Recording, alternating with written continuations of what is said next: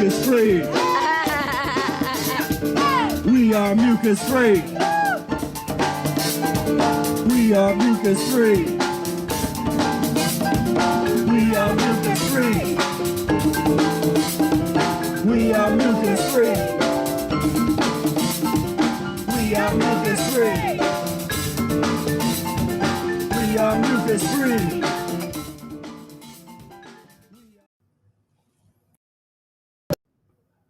What is going on, brothers and sisters? Welcome to another wonderful episode of the Mucus-Free Life Podcast. I am Professor Spira, and I have a really exciting show for you today. Some exceptional guests that I'll be bringing on in a moment that had some wonderful transformation and really living the life that we all talk about. A lot of people, they talk a whole lot about growing their own food and raising their children on the raw food diet or the mucus-free diet. There's a lot of people that talk a whole lot of stuff, but there's not a whole lot of people that necessarily do it on this level. So be very excited to have Sarah and Emmanuel on in a moment. But first, I'd like to thank all of you for tuning in and being here. And this is definitely it's just been a pleasure this past few weeks. We've had our we've had our grind going. We've been doing it. Haven't missed a episode for the last was this week 5 of just straight every week. We've been hitting it, and so I've been loving the response and the support from everybody in the community. As always, what's going on, Tracy? Thank you so much for tuning in. And I invite anybody to jump in the chat if you got questions, or you got shout outs, or just get that community vibe going. Always love that. And let me know if there's any audio issues or video issues or anything. Don't be shy. Let me know, because sometimes I don't press the right button and things don't go perfectly smooth. But yeah, so yeah, quick announcement. We got my free training is back available.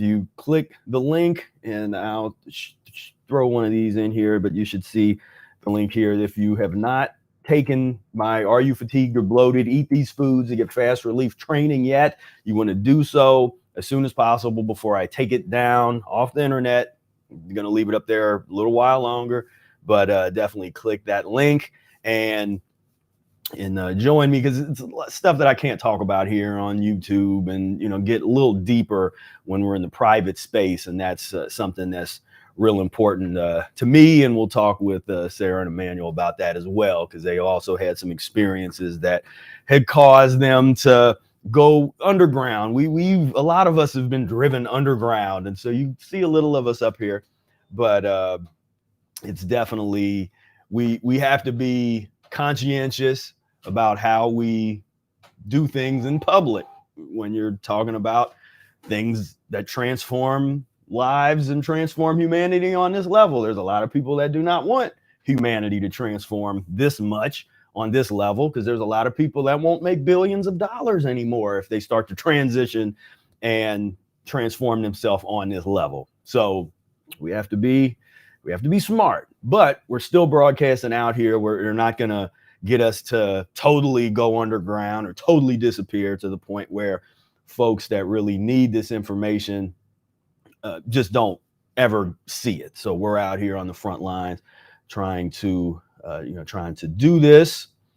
And so without further ado, let me introduce to you Sarah and Emanuel Bisarello. Started their lives on a standard diet, but in their mid-20s, they started their healing journey. And the deep emotional and spiritual transformation started to percolate into their lifestyle, revolutionizing it completely, culminating in a fruit-based diet. Nowadays, Sarah focuses on helping people in addressing their emotional baggage so that they can engage in a better lifestyle, while Emmanuel dedicates his time to agroforestry.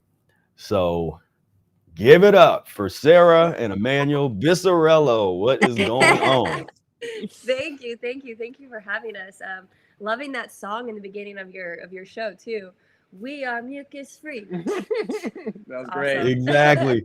And that was a song that we that was spontaneous during our first Ehret Day. That was in 2018, our Professor Arnold Ehret Day celebration. And that was in my backyard. And we had like about 30, 40 people back there just celebrating the works of Arnold Ehret. And that emerged. We always have a live concert where we perform, and that came about. And so I was like, that's the perfect song for this podcast. I love it. So welcome. And so introduce yourselves to our audience a little bit, kind of talk, maybe do the overall summary of the two of you, and then we can kind of get into the individual journeys that you had. So so who are you, and where are you guys from? What are you guys trying to do on this path? Okay. You want to go first? Okay. All right. Hi, guys. I'm Sarah. I have been on this healing journey path, I would definitely say, for most of my life. I feel like I knew at a young age that the standard way of living really wasn't for me, and I was a little confused and decided to, fall asleep with that. But always in the back of my head and my heart, I always felt there was a different way of living, one that's closer to nature, that's eating from nature, that's living in nature. I was always the kid that would, climb the trees and be with the kids. And definitely when I grew up in a diet that was very standard American diet. I had a lot of fast food. I had a lot of processed TV dinner food, I would say.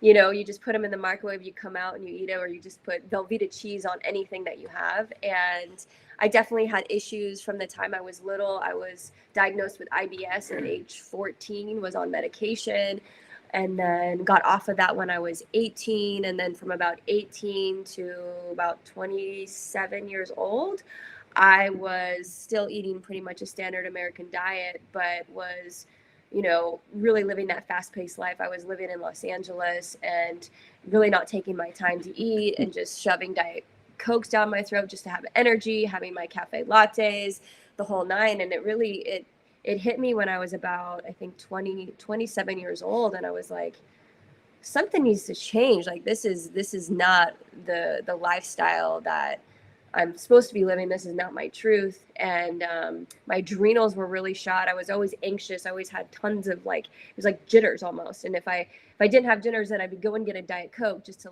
have that jittery feeling. And yeah, it was really crazy. And then when I was about 27 is when I was starting really more of my spiritual path and starting to understand who I was on that side and addressing my emotional baggage that's craving for these Diet Cokes and wanting the fast food, wanting things to just fill me up inside, but not really fulfill me. And so right around that time, I started going into juice fasting and more of the Ayurvedic diet. One of my best friends was an Ayurvedic practitioner. Oh, you found a picture. Yeah. So when was this? You had some good before and afters here. So this was actually when I started my fruit-based diet. So I went raw about 6 months prior to that first picture you're seeing on the left. Okay. And now I went raw actually about a year after my daughter was born because I had such crazy candida. I was vegan. I was eating really nothing but vegan food, but a lot of starches, and I was not feeling good at all. And I was like, what is going on? Something's got to shift. And so I decided to go raw overnight, and I went on a 7-day juice fast. She did what you don't recommend to do. Yeah. Right. Yeah.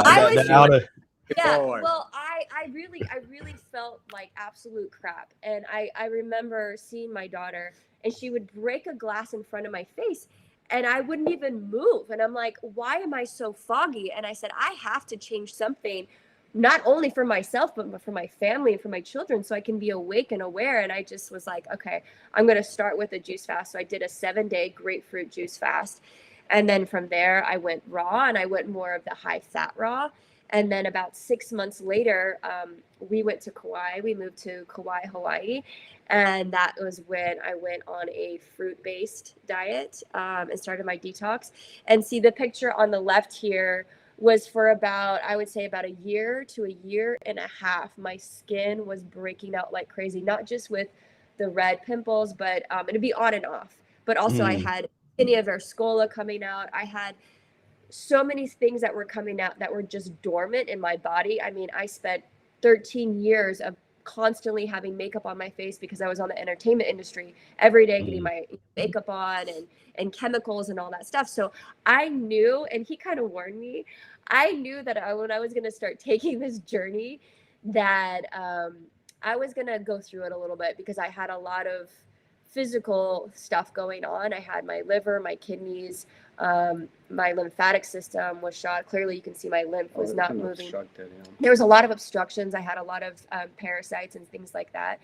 And, and with that was a lot of the emotional stuff. And now about 5 years, I would say, prior to going on this diet, I was doing the emotional work. And so when I was doing the emotional work and doing a lot of self-love work, a lot of meditation, and actually discovering what was inside, discovering my emotions and having those realizations, this was inevitable. It was like slowly but surely going on this diet was what had to happen for my emotional well-being, but then my spiritual well-being. It was like I no longer wanted those things. It was like, you have to start eating this way so you can almost what do you say, like live up to where you're going on your spiritual level.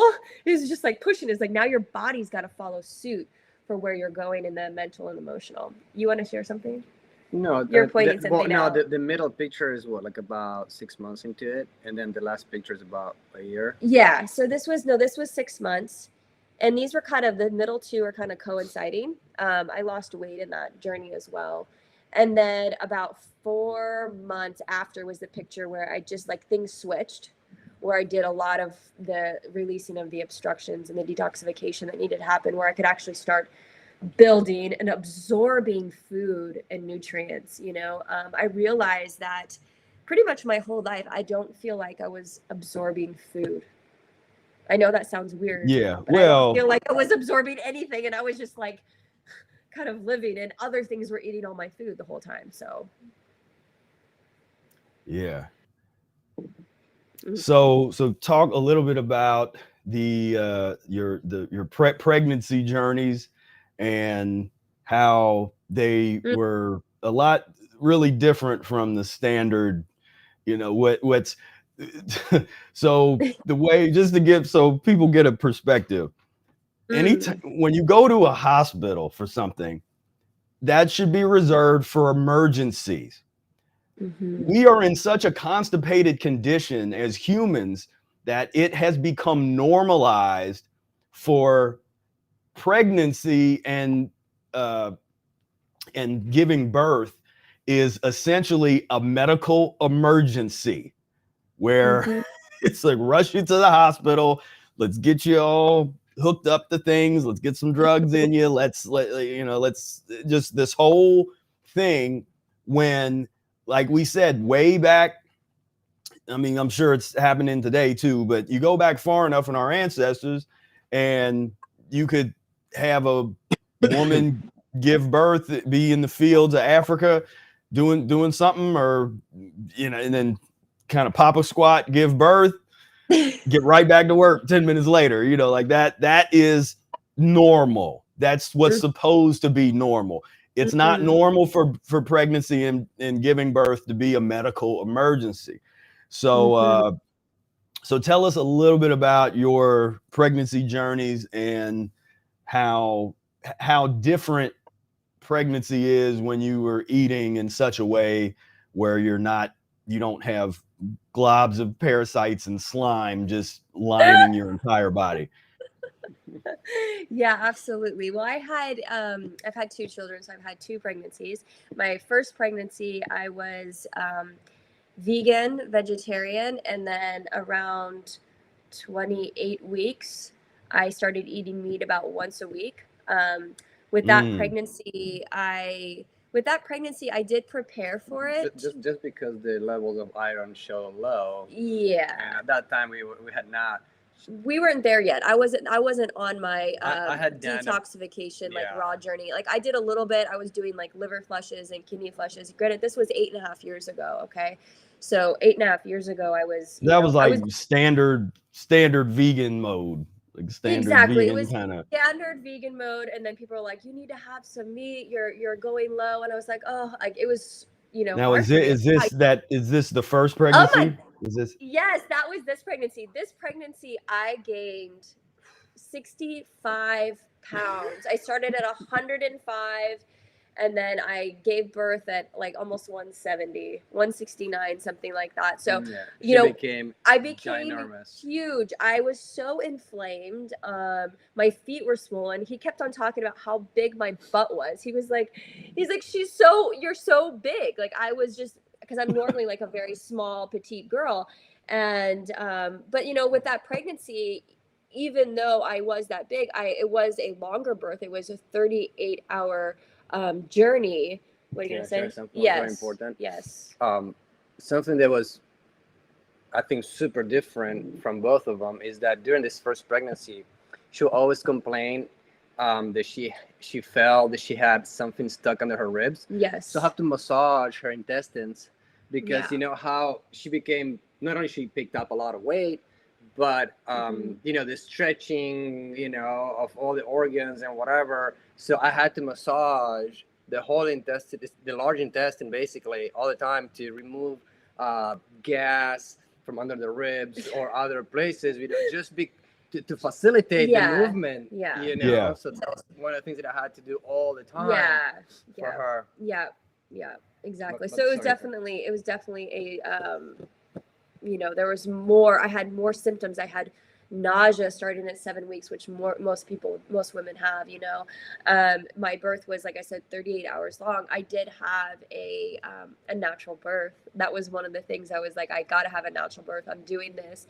But it took a lot more work, and that could be also the emotional aspect and just the first time of going, okay, like, how do I do this? How do I trust my body? And I think a lot of women, they come into birth and pregnancy and they don't trust themselves. They don't trust that their baby in their body and God can really help facilitate this in a natural way. You're built for it. Because you're built for it. So say a word about your family and your extended family and their opinion about you doing natural births and eating fruits and vegetables, and that I could see this would be a place where some stuff could happen. I mean, I was the first person who was doing, more of like a home birth style. And they're like, are you going to be okay? Where's the doctors? Are you seeing doctors? What's happening? So they were kind of, concerned about it. But then in the second pregnancy. Well, it's not that we're not seeing doctors. It's just, I feel like the main concern was, being your first baby. Yeah. And like you say, the stigma around it being treating women as they're sick. Yeah. Right. So, and even though I have to say, probably most of the women, are not in the top shape, according to. Well, yeah. No, I'm not recommending. If you're not on this path, do whatever your overlords taught you to do. Please, like go.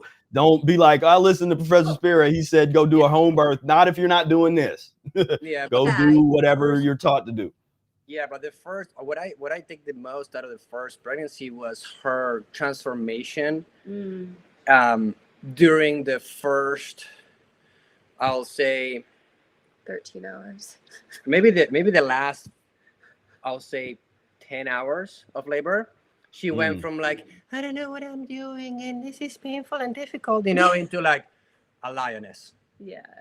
And that inner, so I think her background of all the work that she had done spiritually and mentally really allowed her to tap into a space where she was like, and we went to the hospital and she walked in and said, you, this is what you do. And I'm popping this baby right now. Yeah. And she took over, I took over the room and I just said, and we had a natural birth and she was just singing and laughing. And, but it was where her heart was at. Yeah. And so I feel like she had like a breakthrough in her own life on how she started the labor and how it ended. Yeah. They were two different women. Yeah. She came out with a baby Well, you and a die different too. woman. You have your birth as well. As women know, you have a rebirth when you're actually birthing, right? So that I think was such a great start and a great way for me to see, okay, this was how, pregnancy and birth was for me now. And it was great and amazing. It was exactly what I needed, but I knew that my second was going to be different. Okay. Yeah. And I like, 2 years, I prepared for 2 years. I started on, a mucus-free diet, like 2 years prior. I was like, I'm going to clean my body, my crevices. I knew that if I had a lot of acidity and a lot of obstructions in my body, that it's not going to open up. I also became a doula. So I became a certified doula, and I was like, okay, I understand how the body works and what's going to happen. So I know what I need to do. Like I knew that, for instance, when you're pregnant, you don't push while you're pregnant. You just say, I'm not going to push any bowel movements out. You're going to just allow your body to naturally do what it needs to do. So then you can almost train your body to not push. Because I didn't want to have a pushing birth. I didn't want to go through that process of like, I have to push this baby out. I knew that my body could do it. I knew that the baby could do it. So with Francis, my second one, when I prepared for those 2 years, my actual pregnancy was so different. I mean, night and day. I was like, I only gained 26 pounds. I was working out. I'd go to the gym every morning at like 5 a.m. I had lots of energy. I didn't have any of those like really crazy emotional ups and downs. I didn't have swelling feet. I didn't have nausea. I had what I felt was like how, pregnancy and birth should be. And then with the birth alone, I mean, we've shared this so many times now, but it was 10 minutes long. I mean, that day when I was going into labor, like that day I was carrying boxes of fruit, like packing fruit boxes out of the farmer's market, coming back and then going, I could be like, I knew this was the 40-week mark. And I was like, I could go into labor. I'm not quite sure. Right. And I just rolled with it. And I woke up and I just intuitively knew. I was like, okay, I need to go to the bathroom. I knew my mucus plug was going to come out. And then I was like, oh, I know the bloody show's coming. Oh, okay. Now I'm going to go on all fours and my water's going to break. And I didn't know at that moment that when my water broke, the baby was going to come out literally a minute later. But it just happened. Like my water broke. I stood up. I had one contraction. And then the second contraction, his head came out and like he was sitting there and like literally amniotic fluid is flying on his face. And he's like wiping his eye, right? And then I'm standing up in just like a normal like squatted position, right? It was just like I knew intuitively, like stand up, squat. And then that third contraction, his whole body came out. He caught him. And I was like, okay. And I remembered that moment because he was like, we have a baby, take him. And I was like, give me a second. I need to ground, So I was able to take that second to breathe. And then he like chucked him under my legs as if he was a football. And it was easy. And then the midwife came in because she didn't make it in time. Right. Yeah, the midwife is on the way. Yeah, she's on the way and she's like, congratulations, you had a baby. She's like, you want to deliver the placenta? I'm like, sure. I literally stand up and my placenta comes out. Like there was no pain. And I know it's so hard for people to realize this, but like I had no pain with this birth. It was almost like just like this surge of energy, of adrenaline. Not that I was getting from my Diet Cokes, but it was like this adrenaline rush that allowed me to just be so grounded and present at that moment where I wasn't going into this ethereal space and coming out of my body. I was just really grounded and present. And what else was I going to say about it? And after that, I slowly but surely, I was like, grab me bananas. I need my bananas because I needed energy.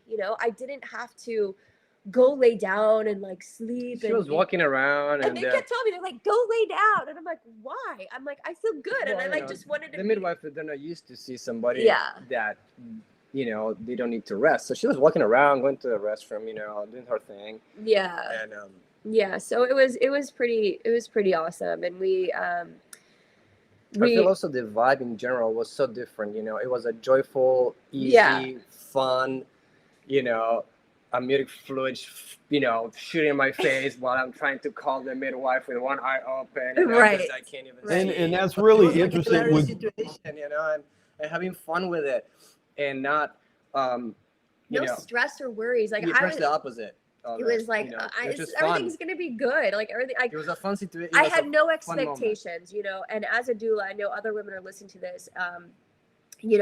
When you go into your birth and say, "Listen, I have no expectations, but I'm just gonna surrender," I think that's really the best outlook. Because when we have these preconceived thoughts of like, "I'm gonna deliver my baby this way and only this way," and then the baby's like, "I don't want to be delivered like that," or you can't. It's like allowing your body and allowing the baby to come in and say, okay, this is how I want to be born. And you get out of the way.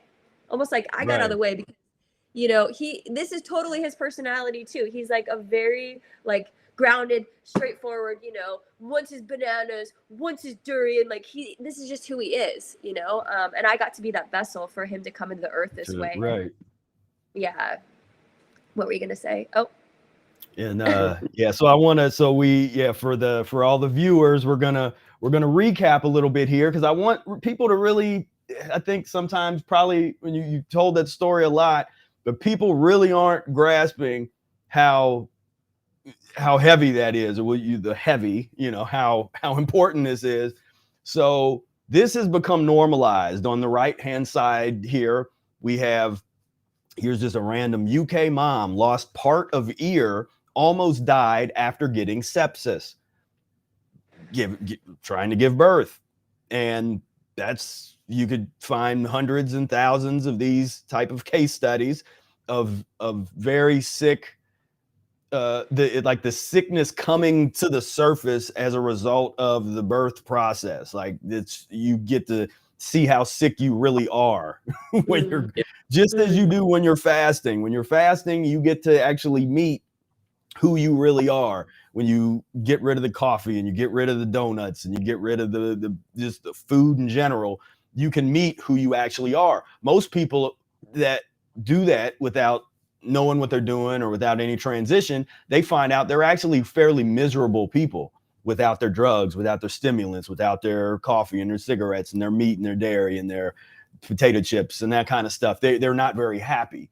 But you take those things away, you get to see who you really are. This comes across to me like that. The giving birth process, as a woman, you're going to see who you really are if you're doing it this way.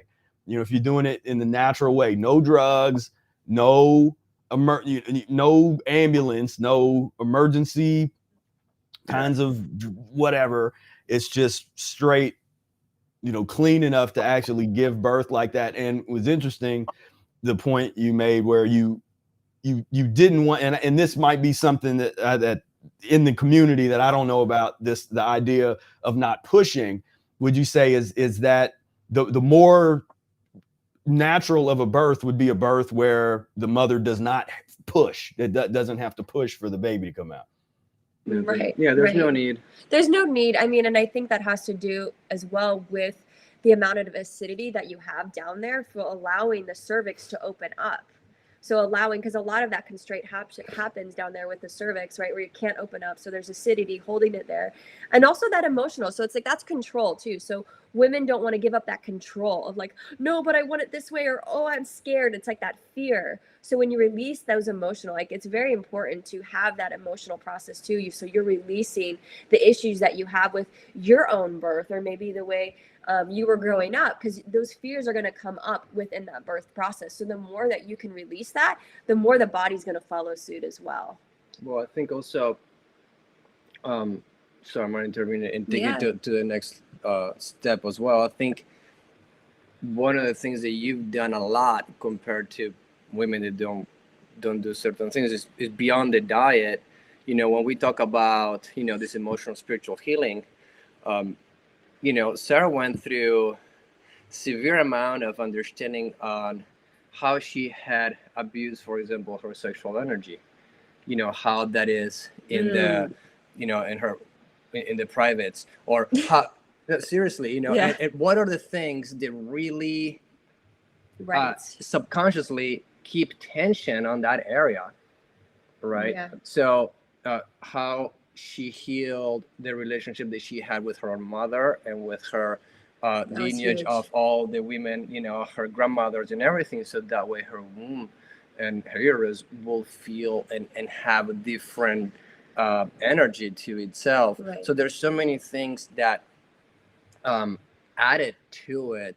Then of course that translates into like a baby that comes out that looks like a strawberry, that is super bright, you know, the antithesis of any jaundice, and it comes out in, you know, in 10-15 minutes. But what allowed her to, you know, we're talking about the acidity, but also that tension of how she was able to be herself, like you were talking about, how a person can allow themselves to forgive themselves for everything that they have carried. They could be obstructing some of those organs, right? Sometimes that translates into women having issues with lactation and things like that. Yeah. Okay. And then and just receiving love, simply as receiving the baby's love. Okay. And I know that sounds, I know it sounds crazy because everyone's like, oh, I love this baby. But like when you have it there and you're like, oh my gosh, like this angelic being that I just delivered, like actually receiving that love for the baby and having that fear of like,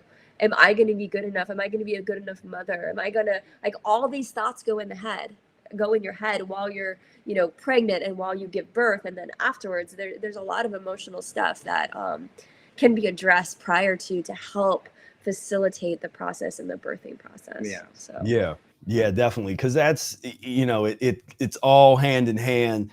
And, you know, I always tell people, get on the Mucus diet healing system and get ready to eliminate deep emotional traumas and childhood traumas and adulthood traumas and whatever trauma you got that's in your, you know, for lack of a better concept, DNA that's in your blood. You will be forced to deal with it. And when you're doing the Mucus diet healing system the proper way, it becomes impossible for you to run away from it. And because within society, people have created a lot of ways to run away from this trauma, to ignore it, to think that it's just in your mind, or if just all these different things that don't work, as opposed to, what do you say, look, you know, going straight into the valley of the shadow of death and dealing with whatever's there. For each person has their own stuff.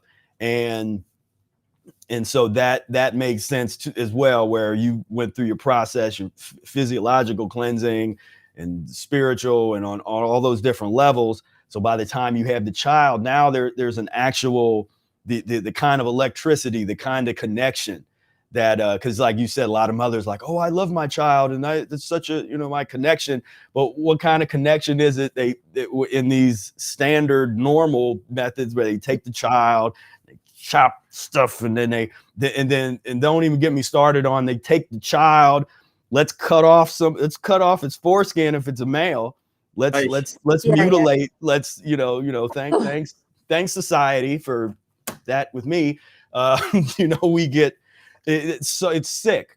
It's absolutely sick. But it's all based on pus and mucus level consciousness. It's just all from that standpoint. But wouldn't it make more sense as opposed to, the child is grabbed and cut and they do all this stuff, and then after it's been you know, I mean, it's like you know, after it's been handled by all these people, then it's given back to the mother. Here you go. You know, like, oh, thank you. You know, it's like, what kind of connection is that? That's bizarre, you know, when you look at it. Yeah, and that's where the woman's got to really like stand up. Like, I remember I was like with my daughter being in the hospital, I was like, you're not touching my daughter. You're not taking my daughter. You're not weighing my daughter. You're not bathing my daughter. No. I'm doing everything. Don't touch my daughter. Right? Like, I was very. I got to cut her too. He got to catch her, but you know what I mean. I told the doctor I want to catch her and I want to give it to the mom, and we you know, you're talking about chopping and cutting, you know, and with our daughter we did like what's called delayed kind of the cord. Right. But with our second son, we did the Lotus. What is called Lotus, which you just let it be. Just let it be. And it was one of the most amazing things that I have ever witnessed in my life. Yeah. Because the baby was not lost, thinking what's going on, what just happened. He was just peaceful. He was super He was peaceful. not asking for anybody or anything. He wasn't asking even for milk yet until really the placenta came off. He was just like, holding the cord. He was. And just chilling right there. So you can tell that he just went through a huge transition, but he's still feeling that connection to his source. Right. That is It's like it's a transition. It's a much more kind of rational and gentle transition for the baby. I mean, I tell people, imagine if you were like, 300 years ago in the middle of nowhere. What would you do? You don't have scissors. What, you're gonna just catch some sort of like a rock and break it with another rock, try to undo this super thick cord? It will make no sense, right?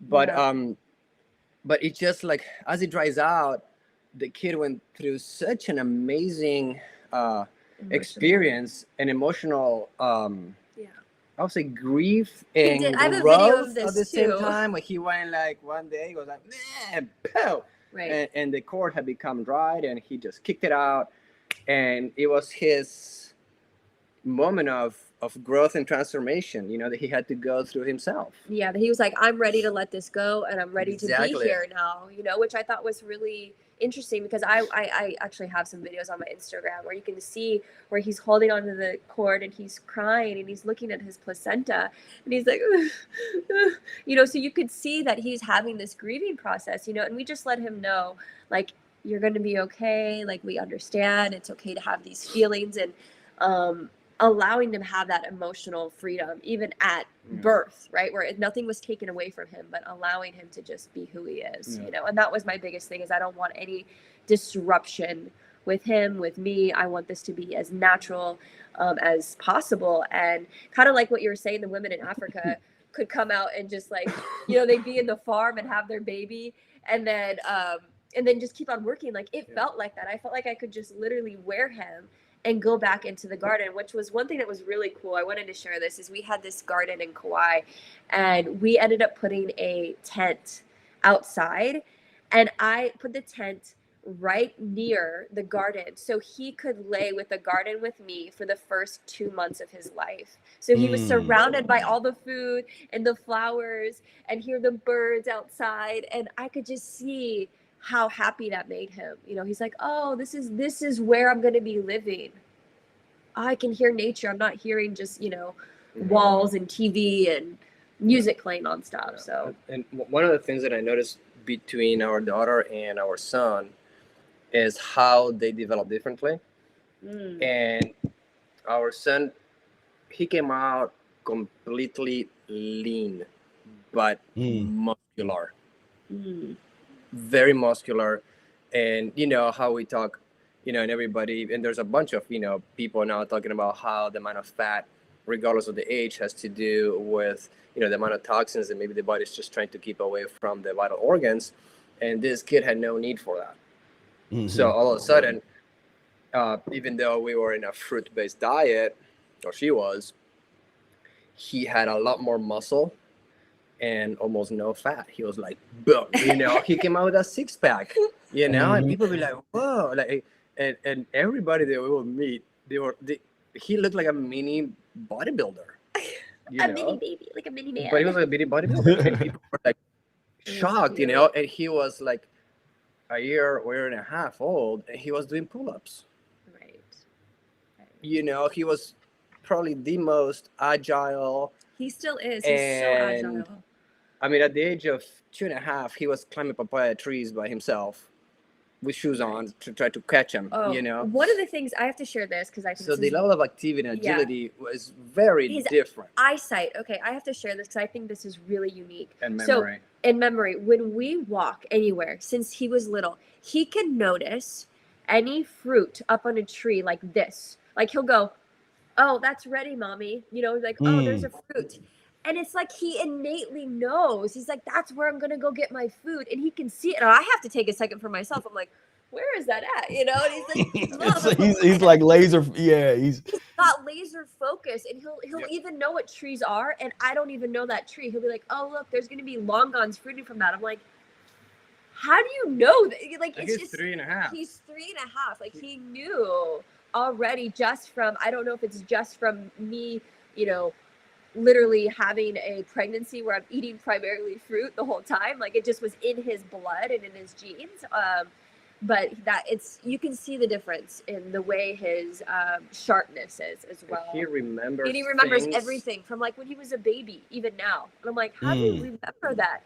He's so like, remember when we went to see grandma and on the airplane, we watched such and such, you know, I want to watch that video. And I'm like, what are you talking about? You know, you were like a year old, you know, I don't remember that. Yeah, or he'll remember like if I don't remember, he does. If we did something, if we did something off, he'll call us out. Like, he is the epitome. Like, I tell people, when you go raw, like, things get really raw and real emotionally. Like, he has no holds bar. He's going to tell you how he feels. He's going to tell you if you're lying, if you're straight up. He's like, boom, that's not true, Mom. This actually did happen at this time. And I'm like, okay, I can't get away with nothing with this kid. And I think, you know, we have friends that, you know, they tell us, you know, that once in a while they just want to feed their kids rice or something to just, because otherwise they have too much energy. You know, they don't want to deal with them. So sometimes parents, even knowingly, they do it because they're just overwhelmed. Oh, look at baby Isa. And that was when I was just like 3 months pregnant with him. Yeah, that was the beginning of the second pregnancy, when I still had my super long hair. Yeah. We haven't even talked about your journey and your health. Oh, that's cute. Yeah. So sweet. Kauai days. That was in my detox days. Yeah, I was looking for, I thought I'd come across that Lotus. I was looking for that, but I don't know where it went. Because you had posted up the Lotus birth. Where was that at? On your Instagram? It's on Instagram. I have to look for it. Let me see if I can find it. 1 second. But I want to make sure people to compare, so people really get this into their head. So, you know, on the left, a much more peaceful process before you start going and chopping things up. It dries naturally, and then would just come off kind of naturally. Or over here in Bizarro World Pus Land USA, you got let's just, you know, we got our gloves and it's all clinical, and let's go in here, let's chop stuff up and cut things. And, you know, I still have a spot. I was when I was being born, they had to take a forceps and like grab me as I almost died on my birth. Oh, wow. I'm one of the, you know, I was almost a statistic. So I literally to this day still have a notch in my head where they grabbed me and like grabbed my brain and my whole head and just squished and got me out of there. Wow. Yeah, I mean, and so for people to think about the level of trauma that on just being born, and people have, when you hear people talk about, oh, the trauma of being born, like that's just this naturally traumatic thing. Sarah, did that sound particularly traumatic for the child? Of that sounded pretty. No, not traumatic at all. And I have to tell you, that was one of the things, because I know how much that the most of your program happens in your limbic brain while you're in the womb. And then when you give birth, like that's how you literally start having your programs and your patterns from when you were born. I mean, just even the fact, like if you were late and they're like, you got to come out, like you'll always feel that energy inside, you know, that rush feeling. And so knowing, because I've worked with so many people on that level, I was like, oh, with my son, I don't want to have those things for him. I don't want him to like freak out and like have these traumas because of what happened, you know. And I mean, granted, there are ways to, you know, revert that when they're older and help them release that trauma from their body. So if it did happen, you know, there are ways to remediate it, you know. But I wanted to do everything in my power that could not have a traumatic birth and be an example of what birth can be like in pregnancy and how it can be joyous and loving and graceful and truly to embody that that divine mother inside of each woman and go, you have this, you are, you know, you are powerful and you have everything inside of you to have this baby, and it doesn't have to be painful. It can be joyous for you, and it can be loving, right? And, so I think I think the big takeaway was that it's not that Sarah is special, you know, or different than any woman. You know, she earned it. You know, I worked my butt off, worked my ass off, literally for this. 2 years to go into every physical and emotional, you know, thing that she could find, that she could improve and heal and bring love to herself in any way, so she could have this experience. So she could, not just for herself, she could give this experience to our, you know, to our son. Exactly. And it wasn't something that I was trying to manifest and I put on a vision board. Like, I knew it was much deeper than that. I'm like, no, this isn't just like, I'm going to affirmation my way into a different type of birth. I was like, no, I have to work on this. I have to go to those spots that I'm really terrified to go to. I have to go to my own birth. You know, I was 6 weeks premature. I was like 4 pounds and had to be in a NICU for 5 days, you know, going, where's my mom at? I don't know what's going on. To have to work through those issues and whatever else that comes with it to be able to have that birth. And that's what's scary, I think, for women, is like, how am I going to face these issues? You know, that's what I say, go grab a watermelon and it'll make you happy. You know, like, that's where the fruits would come in and be like, okay, you're working through this emotional, but like, guess what? There's a fruit here that's going to help you emotionally on the physical level to release the trauma, but then on the emotional level to calm you and to soothe the issues that you might have inside. So, and also to give you more like clarity and peace of, you know, one of the things that I think when people are so conditioned and habituated to do is to try to get some sort of either medication or either a drug or something that can alter their state of mind, either to be able to cope with whatever they're dealing with. You know, they go and drink beer at the bar, they drink wine with their friends, whatever that will be, right? Or take antidepressants. But what they don't see is that how much more difficult it is to actually deal with that emotional baggage when they're doing that. And they're thinking, no, but this is what is helping me to cope with it.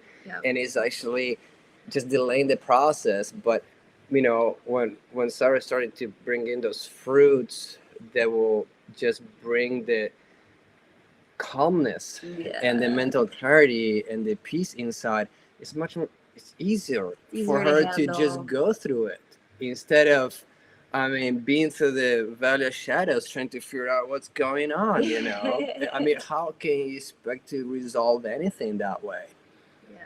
And so for her, she gave herself that the gift, you know, that opportunity.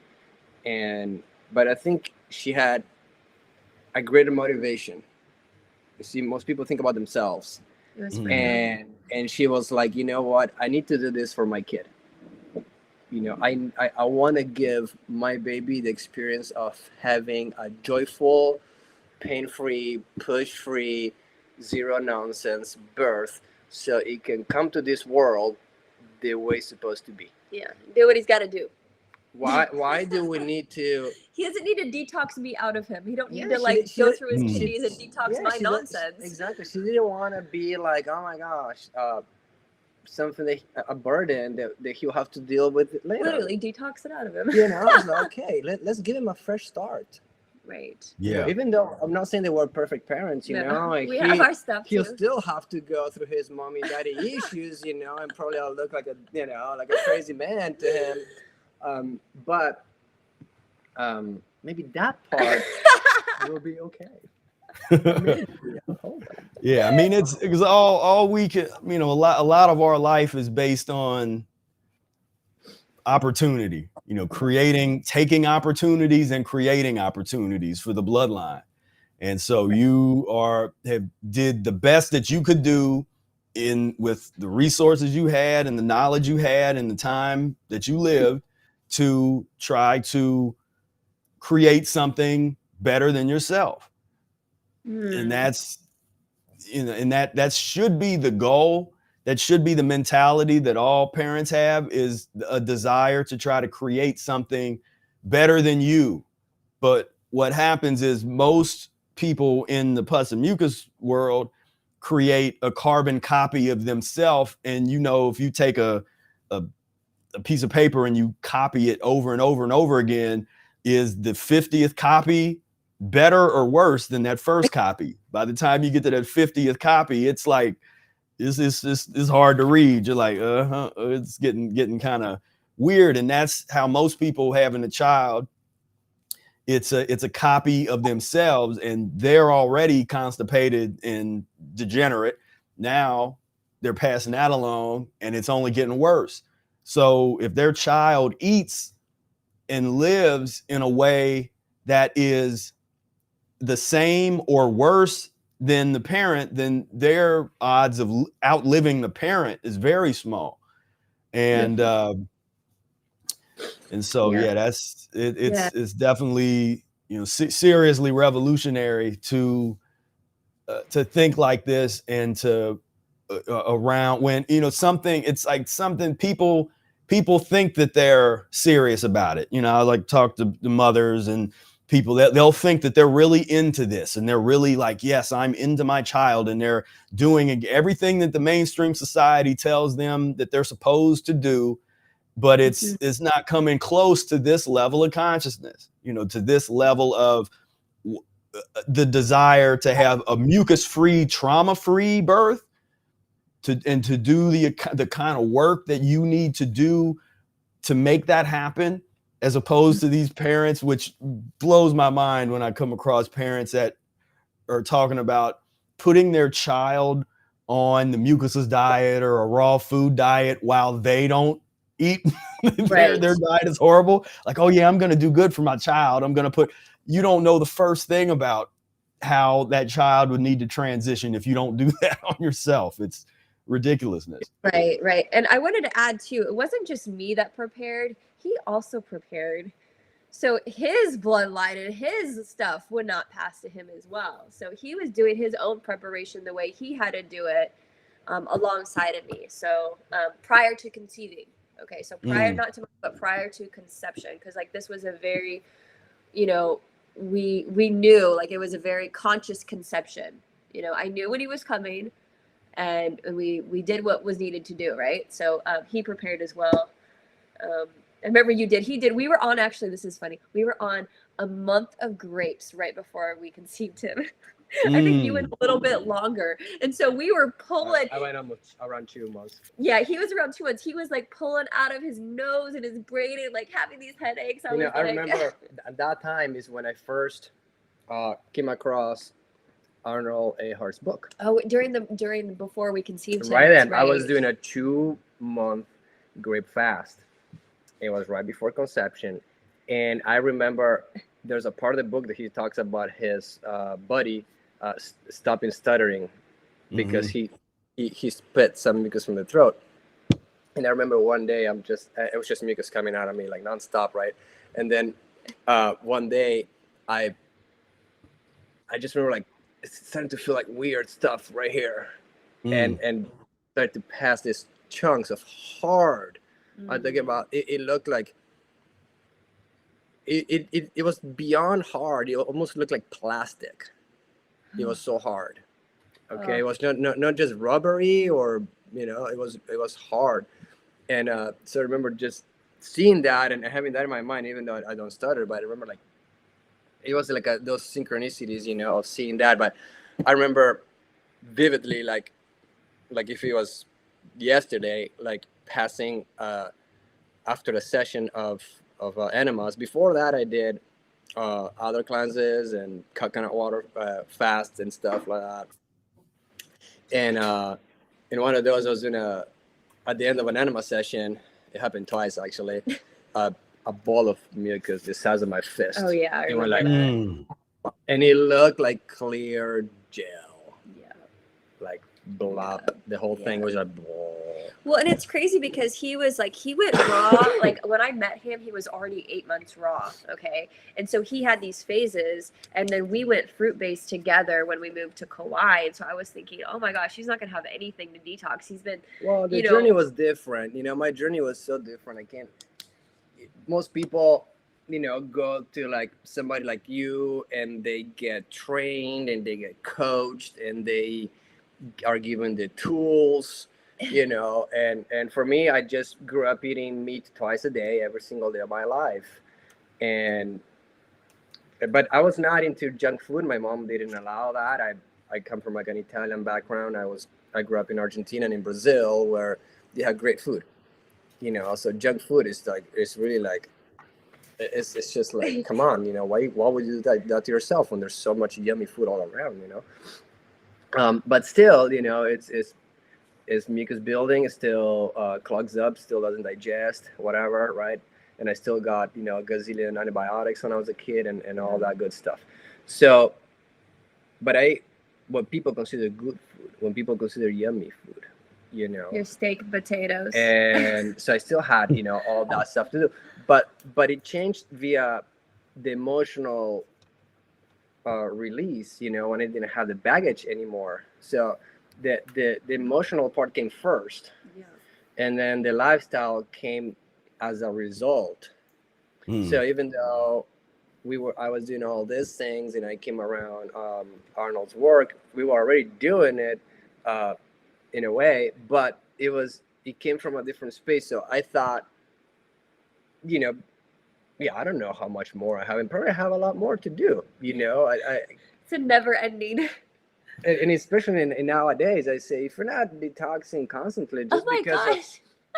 This looks like back before. This was like before? He's like 32, something like that. This is the beginning of the beginning. This is that's why this looks like an early before. This looks like a before picture.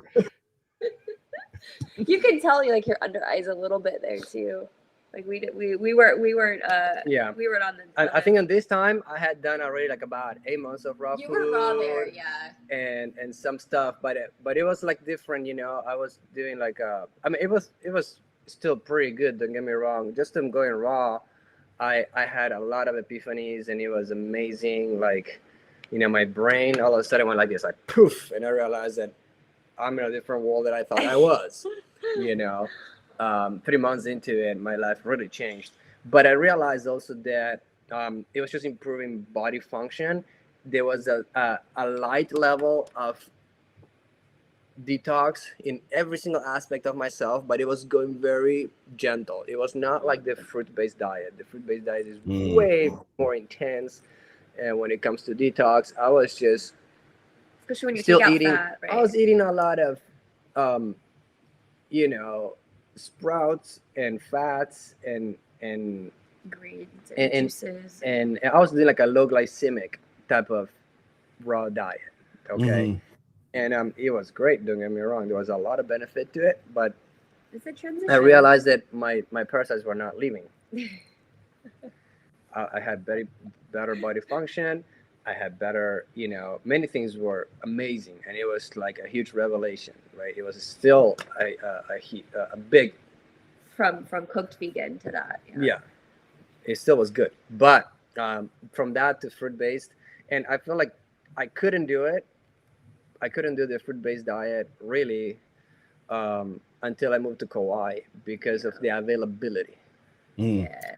So talk a little bit about the Florida period when when you first got some property and you wanted to grow your own food, and talk a little bit about that part of the journey, like where that consciousness came from, and that desire, and then what moved you to actually take action and do that. Well, I think, like I was saying, within 3 months of going raw, I realized that not only my mind really opened up, but I realized that the nutritional value on the food that I was getting was not they were supposed to be. It wasn't there, Speaking of, hold on, I'll go with that. Here, you can talk. And so that's when I really started to look for the best way that I could grow food, not just, it had to have all the components. So it took me like about, I don't know, a few years to find Syntropic Agroforestry. And that's what I thought it was like the ultimate for me. Okay. Mm-hmm. I know that there's other methods and some, and I'm not going to argue with what's best.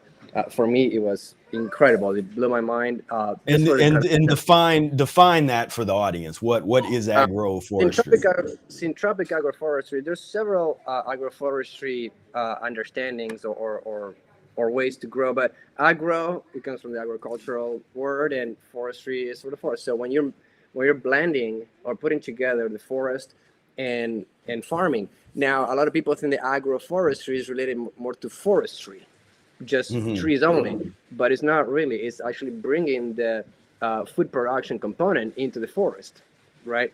So what I liked about Syntropic Agroforestry in particular is that they have a deep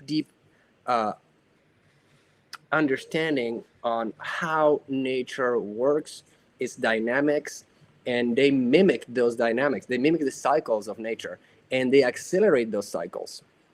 So they get a piece of land that is completely clear cut, and through growing food,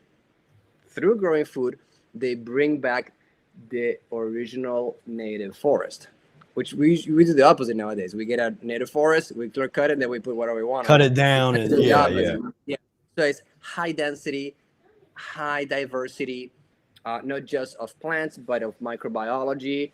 And they really use the dynamics to build topsoil, basically. So Syntropic Agroforestry is a whole different, here, let me type it for you.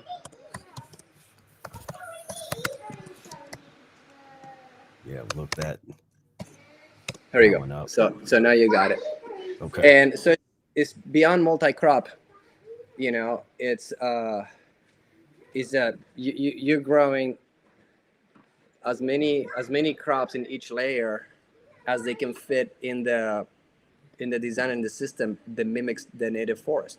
Okay. So for us, growing our own food became imperative, and we were like, okay, now we need to do something that brings us closer to nature, and they can actually nourish us the way they were intended. The same way that Sarah prepared herself to have a pregnancy and a delivery the way we're intended to, we should eat the fruit the way that nature made it for us.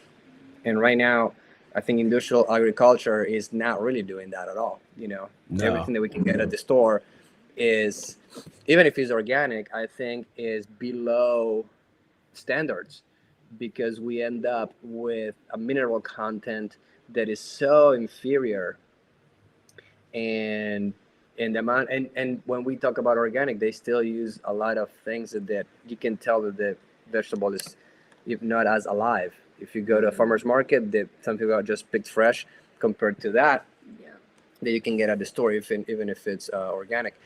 You can see the life force is not there. They're kind of droopy. I tell people, look, just nowadays, why a lot of the vegetables and the fruits, instead of rotting, they just deflate.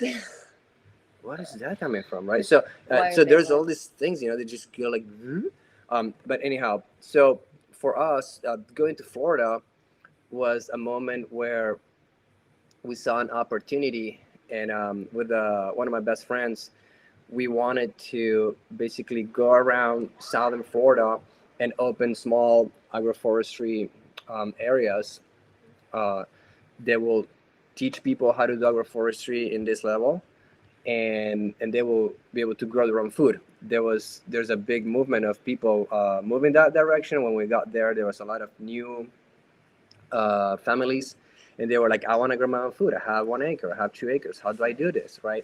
And I say, look, if you're trying to be a fruit-based or mucus-free or 80-10-10, I don't care which one of the raw foods or vegan foods that you want to do. Raised beds are not going to do it for you. You need to take it to the next level, and this is what it can do for you. So I put together a class there. that started teaching then how people could be basically self-sustained on food on an eighth of an acre or a family of 3 working 3 hours a week. Okay, and this system allows you to if you understand it well, there's no weeding, there's no this, there's no that. So the amount of time that people take to actually grow food, they don't have to quit their jobs to grow their own food, which most people think that, it takes so much time and so much money and it's so difficult. Yeah, and it's like a methodology that leverages the earth's natural ability to be abundant in the foods that were designed for humans. It's like craziness, but hello, that makes all the sense in the world versus what we're looking at here on the right side. This is modern day, agriculture, where this is this love here? Is this food that's grown with love? And we can go on and on into that, because when you grow that way, also the level of productivity, it just is so low.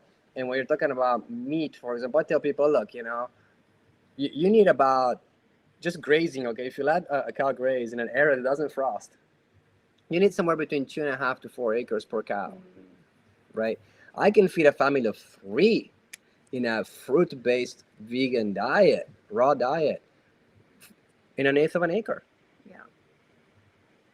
So compare the amount of people. So when people say, we're too many, it's not we're too many in the world. We're just not eating the right way. Right. We can sustain this easily. The Hawaiian Islands, before Captain Cook arrived, Kauai had like 250,000 people. Now it has 70 and has to import 90% of its food. Okay. Or, I started doing the mathematics. Okay. And if everybody in Japan, I took the most populated area in the world, and I said, okay, let's take Japan as an example. And you take all the rice subsidies out of Japan, and you turn all the rice paddies into food forests like this, Syntropic Agroforestry, and you take all the Japanese people into this diet, they don't have to fish, they don't have to go fishing, and they can sustain all their population with 3,000 calories, including elders and babies, and not import any food. Imagine a place like Japan, that we consider to be extremely populated. So just to give you that idea of how abundant it can be, and how productive it can be, and how much healthier it can be. We don't need to touch the oceans. We don't need to touch anything. Yeah, we don't need to have all these lands, just grazing lands for cows. Like that can be, or the water being used for that, or whatever. I mean, California uses 93% of its water for agriculture. Why? There's absolutely no need. There's people in Brazil with this technique growing avocados and bananas in an area and people think, Brazil is all like, Amazon forest. It's not. There's an area that doesn't get rain for 6 months out of the year. Okay, called the Cerrado. The Cerrado, you don't get 6 months of rain, and they're growing bananas and avocados with no irrigation. Right. So it's doable. It's just a matter of, so that's why I got into this. In Florida was an idea for us to get there and help people. We had an idea of opening 6 centers between Tampa, Naples, Miami, and Fort Lauderdale area and Orlando, and do like a little circle around there just to focus on subtropical, and then go north after that to do a temperate climate, because you can do this on temperate climate as well. And so tell us what was the problem? What happened in Florida? The problem, it was a reality check. I think we were just too naive. Yeah. We bought land close to a just adjacent, basically, to a regular farm. Yeah. And we were getting drift spray like crazy, and we became very sick from it. And I'll tell you, if we didn't know what we know about and we were diet, eating the way we were eating, and we're not eating, I don't think we will be here telling the story. Right. Because and I want to make sure people caught that. So you had your place in Florida, and you're growing your own foods. You have your property. You're doing where everybody was like, this is what you're supposed to be doing, growing your own food.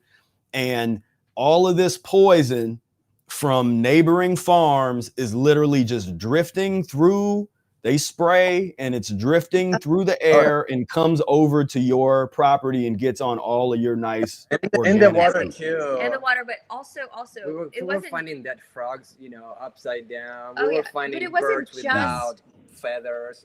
But it wasn't just the neighboring farm. It was also what the state of Florida pretty much mandates, which is bug spray with a helicopter over the whole county all the time. Whoa. So they're spraying what's called DeBrom, which is like you mosquito look at control. Mosquito control. So they're doing that. So it doesn't matter. You're gonna get DeBrom all over your food. It's like Stuff that we didn't know. You're suffocating. We didn't know any of this. And coming from the islands where none of that happened. Sorry. None of that happened. It was such a shock for us. I mean, we could barely last like 6 months. We're like, we felt like we were like we got to get out of here. We felt under attack. We felt like we were under attack. We're like, we're bringing in this like beautiful gift, teaching people how to eat fruits and vegetables and grow it. The level of the contamination was crazy. Chemical contamination is incredible. Now, what's that? How do you spell that? You said DeBrom. What's that called? The mosquito stuff? DeIBROM. According to the legend, we talked to some people in California, and it's illegal in California. Legal in California, Arizona, because they know that it causes Hawaii. cancer, but their excuse is that they need to keep the mosquitoes low so they can. Instead of making like bat net caves and things like that could take care of that nature could take care of it. It's right? a swamp, people live in a swamp and they need to figure stuff out. He's looking up DeBrom. Yeah. So anyhow, you have the county spraying DeBrom, and then you have the neighbors spraying, insecticides and pesticides and herbicides and whatever sides they can. Fungicides. All the sides that they can find. So then all of a sudden it becomes difficult, and then so our health became, really compromised, and we were like, okay, time to jump ship. Right. And go back to the islands and recover and get better and forget about it, Right. And that's kind of what happened there. But there is such a interest, you can tell that people want it. People have this yearning inside. Yeah. It's kind of like sometimes we say, build it and they come, and it's like sometimes you have to like offer it and people want it, like everybody will like a car that doesn't pollute, everybody will like a cell phone that doesn't use tremendous EMFs. So I feel like everybody in there's a huge movement in Florida and I think throughout the country that people wanted to grow their own food and not be so like, oh my gosh, today, and I think Florida has a different perspective than Hawaii or the other places, in the sense that some people do it for their health and some people do it for fear of lack of having, supply. Regardless, they both funnel into the same place of grow your own food. It's going to be healthier and better for everybody anyway, but those who saw the major driving forces for it. And then the health people and the freedom people. yeah. Right. So regardless, I think they meet in the middle, and I think it's great. You have Florida's a very interesting melting pot, of like golf players and hippies, and it's great. And I think that as soon as legislation kind of comes up to par, and they being more like California or Oregon as far as like the legalities and the different, I'm just saying as far as like the spraying goes, then it really has potential if they can remediate the glyphosate mines in the central Florida, like through the state. Like if they can remediate that and not have those anymore, then all of a sudden like you have a chance to grow food like this and not have it be contaminated, right? But I think I appreciate your positive outlook. We're dealing with pus and mucus eaters over here, I know. Well, that's what we said. It's just like they just end up, what's it called? Boycotting themselves, because it's like it's a self-destructive space. It is. It's a self-destructive behavior. Their mucus is controlling their mind. For us, we know, over the years working with people, is that as soon as they overcome their big traumas, their self-destructive behavior kind of moves along, and in a way, I feel that people in general, the government or the situation in general. It's just a reflection in society what's the majority is going on, and people, they have a hard issue with dealing with their emotional baggage, so they lean towards those self-destructive behaviors in a collective way. I need the cheese. It's not that the bars are empty. There's only one dude over there. Yeah. There's a lot of people suffering from that. And like I was saying before, and on top of it, you had the food, and they're like just in this space of like. Well, a lot of them don't even know anything different because that's how they were, born. That's how they were raised. They were grown up in that food. Just how it is. So that is just how it is. That is their programming. They don't even, to get out of that box to go, I'm going to eat. Like when you tell somebody even now, like I eat nothing but fruits and vegetables, you're like a minority. And people are like, what? What? You eat fruit? Like how can you live off of fruit? Like they think that like. How do you get your protein? Yes, it's just such a, it's a rare concept that you have to put into someone's mind. Like, yeah, we eat food from a tree. Look at Isa. Yay. This was a pineapple that Emmanuel planted, and we went to Bali for 5 months. And usually it takes 15 months to grow a pineapple. This grew at 8 months. 18 to 2 actually. He got it in 8 months, that pineapple, from growing Syntropic Agroforestry. One time I had a conversation with an old timer, very old timer. Okay, and he was like. Trying to make fun of me that because we ate only organic food and healthy food, and he said, well, that nobody was ever reported to die from eating food that was sprayed with pesticides, but the only recorded case in history was from an organic lettuce. And I'm like, oh really, what was on it? And he said E. coli, and I'm like, what that has to do with E. coli? Doesn't come from the lettuce, dude.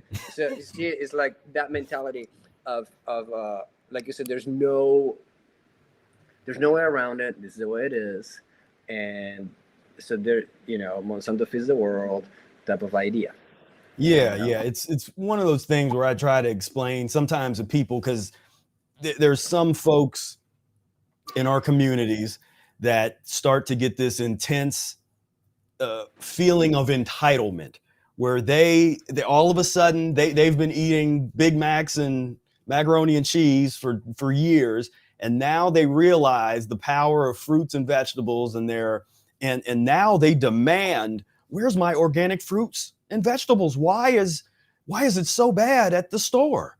There's this entitlement, as if now that you woke up, you didn't care at all when you were eating your 6 months ago it was fine, but now you want it. Yeah. Now all of a sudden, so it's like, this process has to unfold as the consciousness unfolds, and you start to realize, wow, they're actually really messing up this whole food situation is pretty messed up. Then you start to take rational action as opposed to just whining and about it and stuff. You do like what y'all did, where you literally, you had property, you started growing, built it up, but then forces outside of your control caused you to then you could have just sat around and complained and whined, or you moved. You're like, look, this isn't working here. We wish it would, but it's not. So we're going to move. It was an unfortunate situation. Yeah, but it's not that whole Florida is like that, by all means. We just had an unfortunate situation. Yeah. Not a big deal. So we just did what I had to do, for ourselves. Well, but it is a big deal from the perspective of where I'm trying to really showcase that mentality that you just displayed. Like that's what not a lot of people have that, because a lot of people would rather whine about it, or they want to go to their congressman or their all these whatever. They have these things, as opposed to like they just look around, like, you know what, let's just move. Let's go. Let's go to a place that we can, like we knew in Hawaii. We're like, okay, we know where to go, where they're not spraying, where this is not happening. We can grow our food, and we can like actually implement this here, where it's not only easy to do, but I feel like people here were more supportive and more ready. And obviously the fruits here, the vegetables, as soon as you get to know the farmers, it's a joy until you have your actual food growing to be able to eat from the farmers, right? It's and I feel also it's kind of like a matter of taking it slow, like I started juicing about 17 I don't years know. ago. I don't remember. Okay, but when I started juicing, people thought that I was crazy because I was in my mid-20s. Why would you juice? And I had an old juicer. It was before all this Jack cold LaLange. press stuff. No, I had a Champion. Oh yeah, the good old champion. And then I know the greases that came way later. Are you kidding me? That was a mega upgrade. Even though they were around, I didn't even know about them. And but I remember I was paying $4 for a bunch of kale, organic. So people thought, this is 17, 20 years ago, whatever. People thought I was crazy. I'm like, why are you paying $4? $4 back then was quite a bit of money. And Right. And to pay that much for just to make one juice, and so people and my friends couldn't understand it. They thought that I was out. You're treating yourself as if you were like 80. I'm like, no, I don't want to wait until I'm sick, to take care of myself. I always want to be healthy. I always want to be happy. So, but what I noticed is that, and I will tell them this, is like I pay $4 today on this bunch of kale because I know that if more people like me do this, which sounds crazy, later demand will change, Right. and more demand drops prices. And fair enough, nowadays you can go to the store, you can buy an organic kale for $1.25. Right.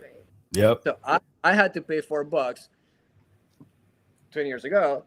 Like that guy that you were telling, he's complaining that there's not enough stuff at the stores, but you got to pay the high price, choose better for yourself, and then say, if more people like me do it, then eventually things will change. I used to pay $14 for chia seeds, and now they're like $4.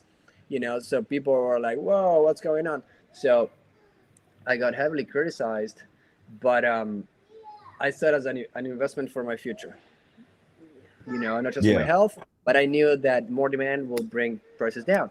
And fair enough, it took a while, but it did. Yeah. So the organic movement in this country in the last 10 years is an explosion that is, I've never seen something like it. It's incredible. And think about the investment alone about planting your own food and the seeds. Like you plant one seed, how many seeds grow from that? How many pieces of fruit grow from that? And then that has how many seeds that can grow. And so it's just that movement. If we start that focus of planting seeds, eating that way, it's fruit is just abundant. There's always seeds that goes around, Yeah.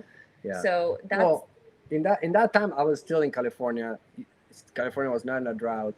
Nowadays, I think that what you're talking about is the abundance of not just putting your money into getting the best that you can, but now it has translates from the best you can get at the store, from the best you can do for yourself in your own garden, if you can, and the amount of stuff that you can grow for yourself and the quality you'll have. Exactly. And even if people can just get pots, get growing pots and start planting, even if you don't have the land yet, don't let it stop it or inhibit you.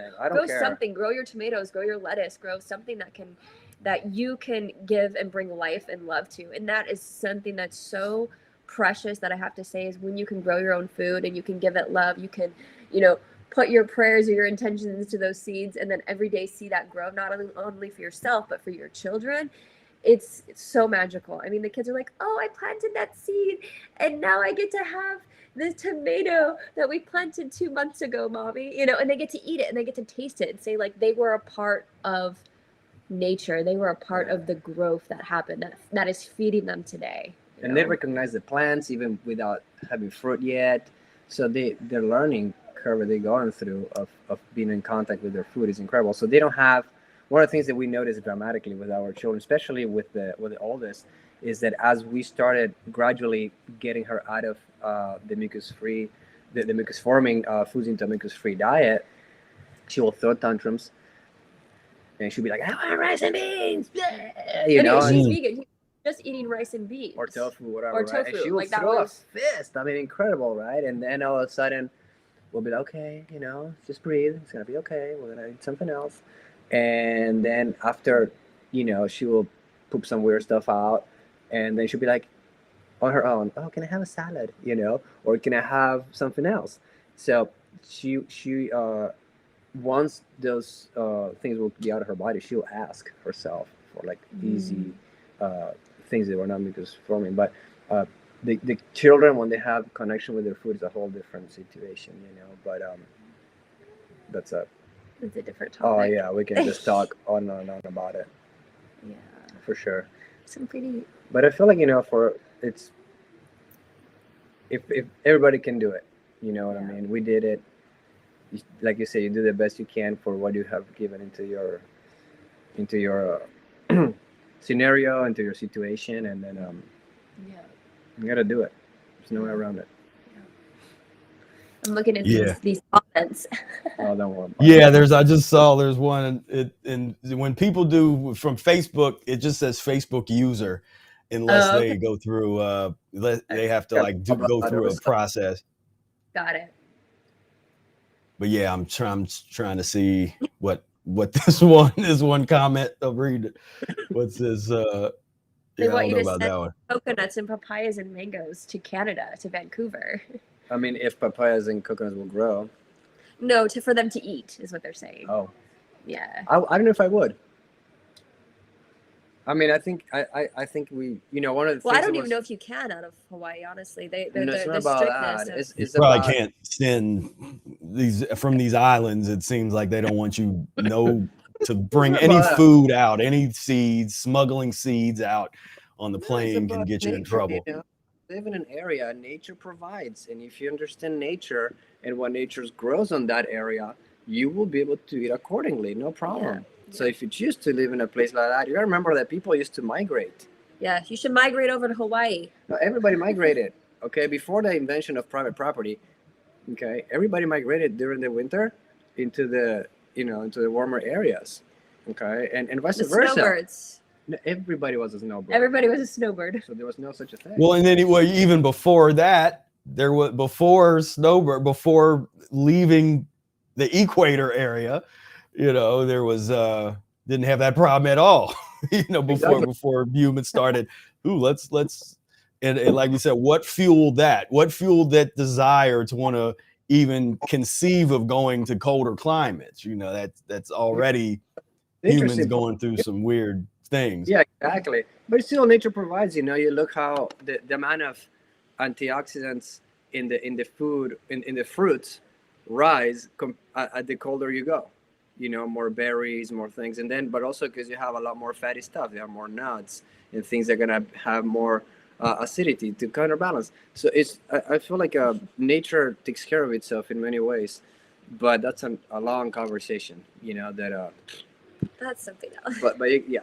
But definitely there's temperate climate. I think this diet, there's no problem with it. It can be done. It can be done right. It's just a matter of people going back to nature and understand how nature can provide. Like we were having persimmons, for example, growing all the way to December in California when it was 28 degrees outside. It was so good. 28 degrees, and we have persimmons. So good. So it can be done. It's just a matter of like us, going back to listening to nature, understanding they're planting those trees that will sustain. They will do it. Yeah, they will do it, and that's why I fell in love with Syntropic Agroforestry, because if we go back to nature, we don't have to be eating, frozen mango in Canada. And I think that brings a whole set of issues as well. Is it better than burgers? Yeah, but also it's not optimal either. So, only frozen food all the time in frozen weather. Yeah, you want your fresh food, of course. Yeah, it's a different conversation, right? Yeah. But going back to nature and eating from nature and learning which ones are the fruits and the vegetables that grow throughout the year is doable. Totally. So here's a question from earlier on that was asked: How much do you eat in a day? Whatever I want. How much do I eat? Depends. I mean, I don't really calculate now. I mean, because we're 7 years into this game. I don't calculate my calories, but like I eat until I'm satiated, right? So like if we're having, like right now there's, if like there's pomelo or we'll have a bunch of papayas, like I can eat easily, 5-6 papayas for breakfast, and then have some, we tend to do more of like mono. We don't really mix a lot of fruits. So we'll do like a bunch of papayas, and then maybe we'll do like, bananas an hour later, or dates, and it just depends. I haven't eaten dates in years. Yeah. Well, my kids, we eat some dates. I don't. Yeah, he doesn't eat dates, but the kids like their dates and stuff like that. But now, do you follow more of the Ehret's methodology of like two big meals, like an afternoon meal and then an evening meal, or you do more of the sort of fruit grazing where you sort of graze throughout the day? No, we try to do like depends on my days. Yeah, like depends, like as amount of how much activity, right? For example, if I'm in agroforestry, land, and I have to work for like 6 to 8 hours straight with physical activity, and sometimes I feel like stopping and eating a meal, and sometimes I just graze a little bit and I keep on going. And I think the fruit allows a much easier situation on that. But I eat more according to my day. If I have a lot of activity and what time of the activity that is. So I'm flexible. But I noticed that if I end up doing a lot of cleaning of my gut and things like that, I tend to go towards the 2 meals. Right. I see that naturally happening when I end up having, my body enjoys when I have a big meal around 10 to 10:30 and a big meal around 4:30 to 5, and that's it. Okay. And my body enjoys when I do that. It just depends the level of activity and how my day goes. Yeah. And I would say like I probably eat solid three meals a day. Like kind of similar to you. After I did a 100-day orange fast, and after I did that, the amount of food that I could take in was so much lower, and like I could absorb way more. So, and that was just like a year ago, right? And after that 1 year, like my level of absorption changed so much, so I can eat a lot less. But definitely in the beginning, or when I was pregnant, I was like by noon, I already had like 2,500 calories in, and then, by the end of the day, I was eating about 3,500 calories, and I was eating about every 4 hours. Well, that's you were pregnant. That was what I'm saying. That's when I was pregnant. But now it's like 2-3 times a day. And for me, there are days that I'm planting trees and I have to be with a shovel for like 6 hours, and I have to get it done because the plants need to go on the ground. So it gives me the opportunity to be like, okay, I need to have like 4 small meals. Okay, I'll have 4 small meals. But I'm not in that hypoglycemic state where if I don't eat in a certain time and the clock is ticking, I go crazy. I can just either push it or take it, or my body is so flexible on that level nowadays, because it just allows me to mess a little bit with that, even though there is an optimal space for it. But I'm not like in a cookie cutter routine all the time. Right. Yeah. Well, sometimes too, I mean, you probably know this as well, is like sometimes like you're like, your body only wants papaya today, so I'm just gonna give it only papaya, like, and that's really pineapple. Like that's how I was really when I got into this diet. It wasn't me trying to follow a certain way. I was literally listening to nature, and what my body was saying was like, okay, you're going to be doing a bunch of watermelon now, and then you're going to be doing a bunch of papaya now. And I didn't fight it. When I tried to fight it and tried to like do this, like, let me do this percentage of 80 and this and this, like my body was not happy. And I'm like, okay, no, it's asking me just for papaya. Or like I've noticed with my children, they'll naturally do that. They'll be like, I just want to eat this. And I'm like, but if you're in your mind, you're like, oh, but you need to eat more. And they're like, no, but I want to eat more of this. And like listening to that and following their intuition helps them realize too, like how they can eat through nature and that capacity of what they have already in their body. That one of the times it was really notorious that my body wanted to do the 2 meals only was when I did a month long of a grapefruit fast.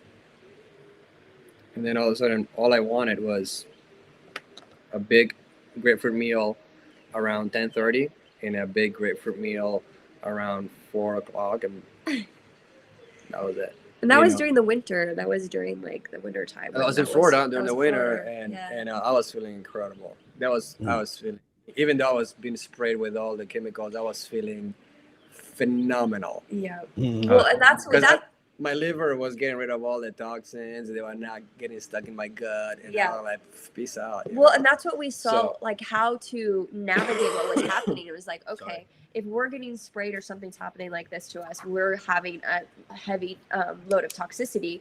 What can we do to help that? You know, and like that's when like I went on oranges. I'm like, oh, we have an orange farm spraying us. Well, I'm going to take organic oranges in and help clean my body to like be that placebo type or what is it called, the homeopathic version of it, where it's like you treat with the same. I treat it with the same, but the organic, right? And that was able to help us, right? So that's why he was doing the grapefruit too, because we knew the grapefruit and the oranges, the citrus, were going to be super helpful for our lymphatic system, our kidneys, and to help pull out those chemicals and the grapefruit so good and for the liver liver too. We knew it was going to help us in general. So we were like, okay, well, nature's providing with us, you know, like this is happening during this time. Well, let's do what nature has in store. It's like, they've got citrus. Let's do citrus. Right. So, we follow nature a lot. We follow what's in season. Like, I'm not going to be eating, you know, like right now there's no watermelon in Hawaii. I'm not going to eat a lot of watermelon. Like there's tons of papayas. There's tons of bananas. There's longans. There's soursop. We're going to eat what's coming to us. Yeah, most definitely. Here's some pictures that my team found of some of your food. Oh, fun! Oh my gosh. Well, that was a while back. It's like a salad. That was at a raw event. Like we were throwing these raw food events. We were doing some that one. I think it's a parsnip salad. Parsnip salad with all the tomatoes and carrots. Is that sun-dried tomatoes? It could be. Yeah, we were doing some transitional. Yeah, this is for a lot of people that are not raw foodists, and we were trying to transition to help them. Yeah. So I made raw bread or stuff like that that I wouldn't usually do, but they will just a little bit of something like that will give them the flavor to encourage them, you know, to kind of like swing them in the right direction. These were incredible. When we were in Bali, the dragon fruit here. Yeah, that looks like insane. We could just eat dragon fruit all day. And then these were seeded organic grapes. Like you would bite into them and you the seeds were so huge. It was so good. You know, I did a little about a week of we were eating about 10 kilos of dragon fruit every day, but I did a little fasting on it, and I had a very similar results body physiologically with dragon fruit than with grapes actually. But the dragon fruits are intense for my body, man. Like if I eat a dragon fruit, it's just like, you know, I'm just like. Right. I call it the glowy fruit though. Like it really, like you eat dragon fruit, all of a sudden, like your face is just glowing. Yeah, the stuff that's coming out of my kidneys. Oh my gosh. Is such a powerful kidney cleanser. And it did a lot for us. It was like having grapes, but I don't know. It was very powerful for sure. Yeah. This is a good lot of medicine into it. Good times. Oh. Yeah. What's your cleansing process for your fruit? People always ask that question. They want to know how we clean our fruit.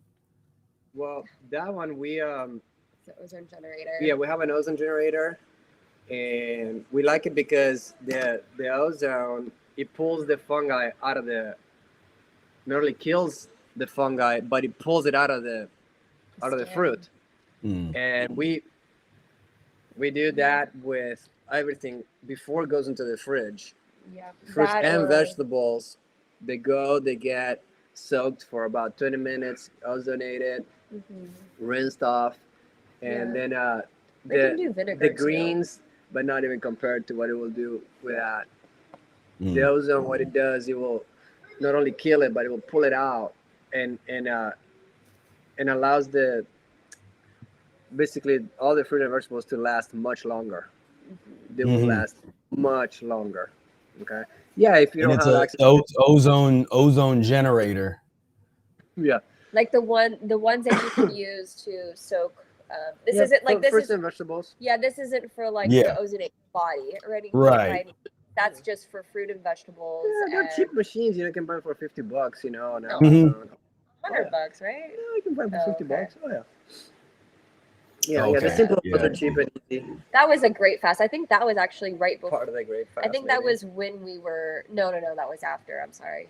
No, that was just during. I mean, that to us is just kind of like protocol. So. Yeah. Mm-hmm. Yeah. No, but that's a good. What's that? I said, like, in Hawaii, like, we've noticed too, there's a lot more, like, the parasites are just more prevalent, so like taking, we take a little more stronger cleanliness action here than, because of the humidity and temperate climates, you have a little less parasites, just the level of humidity, the level of, and the warmth in general, there's more bacteria, more parasites, and more funguses. So you need to take hygiene, a few steps, higher. But in general, I think we should do that kind of stuff, all the time.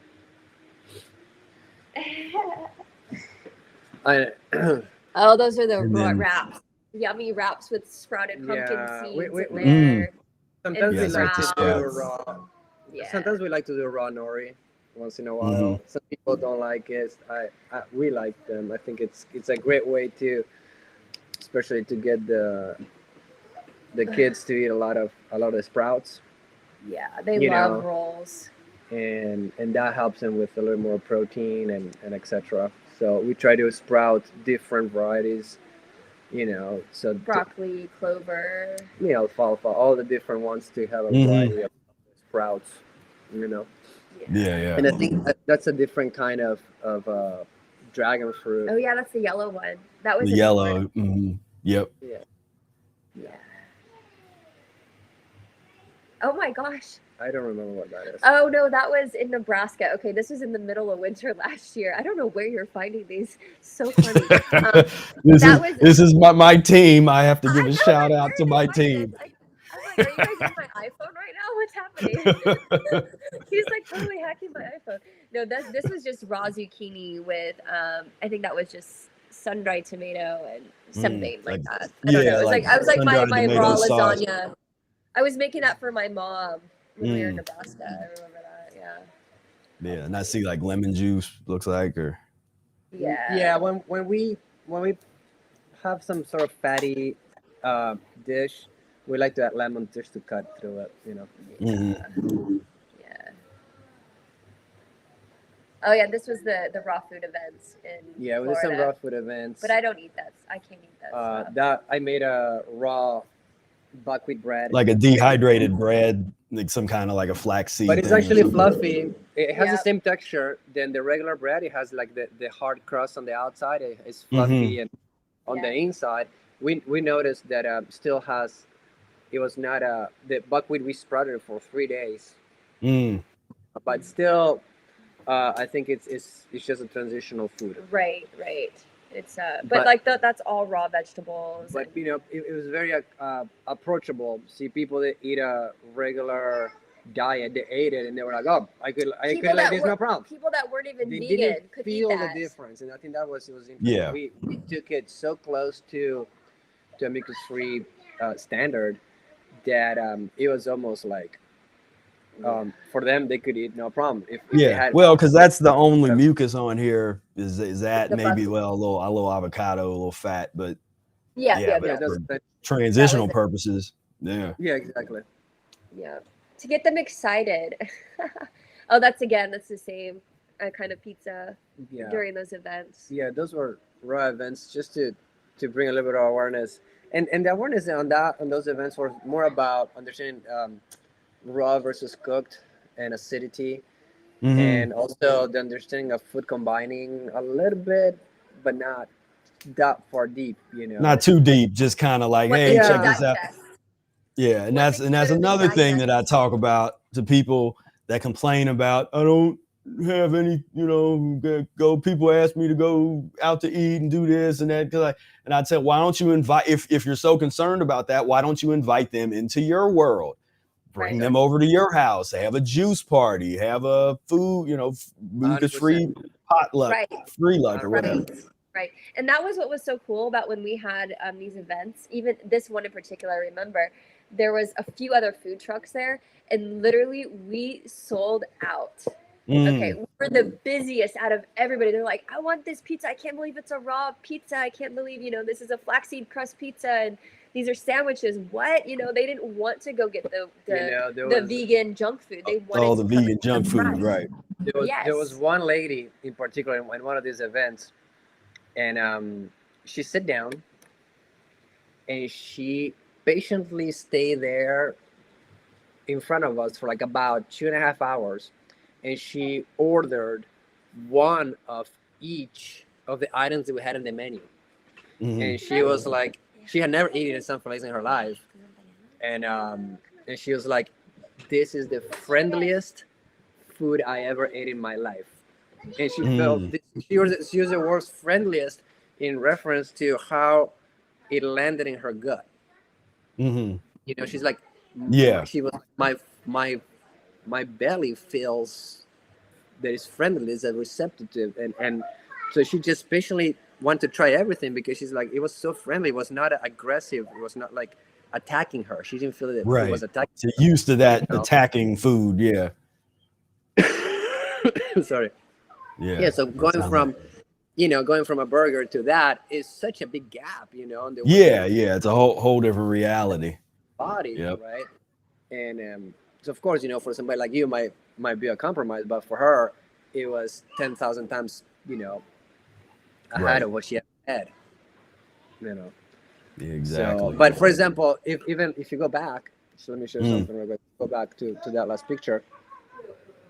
A lot of times, instead of we do things that mimic stuff. For example, so if you can go to the roll.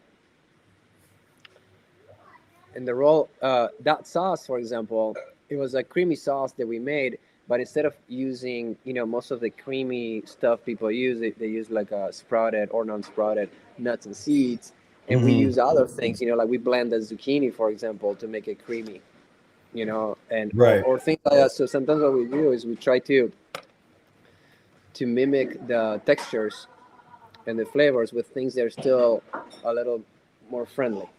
Because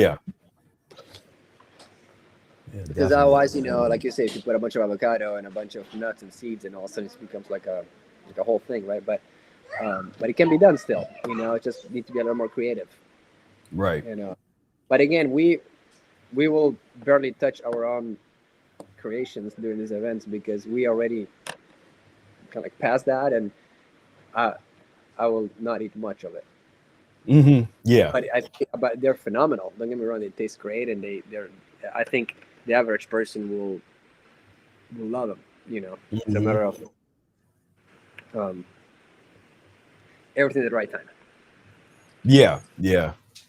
And this looks like it would eliminate pretty well as compared to there's some raw food as things that don't eliminate well at all. Some of these like breads that they make, or those onion breads, and a lot of these dehydrated things just do not eliminate at all well. And that particular bread, it has a lot of psyllium husk also, and it has a lot of and we sprouted that buckwheat for 3 days, so it's already in a different chemical composition. And a lot of the psyllium husk really helps, clean up all that whatever it could cause, so you wouldn't feel that it's feeding any candida or anything. Right. Sorry about that. And so you can. Sorry. You got the elimination going. Oh yeah. Well, right now here it's just being like elimination time for sure. Right. But that's always, in our community, we applaud that. That's to me, that's a good thing. When it's like, because the longer you go on this path, the less and less those eliminations happen. But there's some people that want to have this attitude like they're never supposed to have elimination. I'm never supposed to be sick. Why am I getting sick? It's like, look, we got generations and generations worth of improper living and eating that we're trying to clean up. So this thing isn't going to be done overnight. You know, well, we got you're eliminating. He's eliminating a lot too from just Florida. It's like still yeah, just I from think, like even the year and a half that we were there. It's like it takes. I mean, before going to Florida, I had never been sick in like, I don't know, 17, 18 years. Not even a headache, zero. You know, and after that, it's been like boom, boom, boom, boom. So I have still a lot to clean up from that for sure. But I think that's another whole. Yeah. But honestly, if we didn't know what we knew, I don't think we would be here chatting with you right now. Definitely.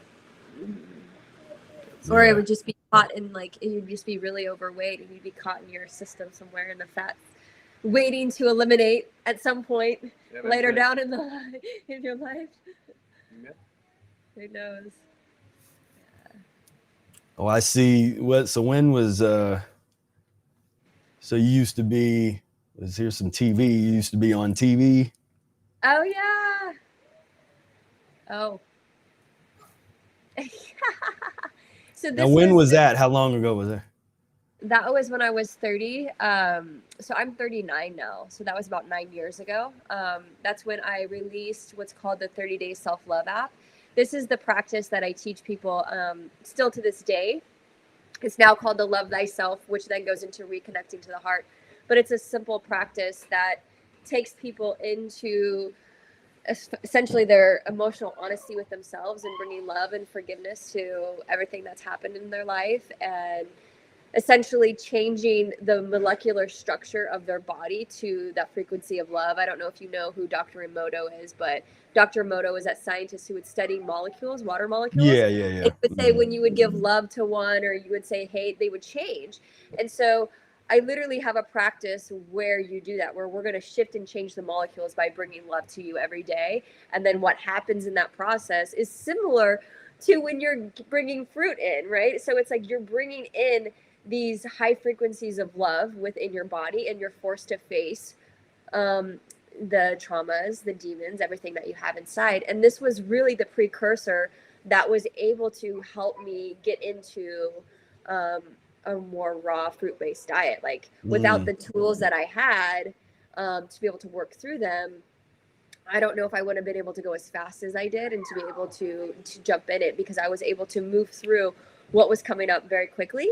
And so that's what I do now. Like I really teach people, they start with this practice, and then from the tools on how to face when the cravings are coming up, or when the hard traumas are coming up, or when the emotional states are coming up, and how to deal with them in a good, honest, and visceral way, but also not in a way that is hurting yourself. It's like, okay, this happened.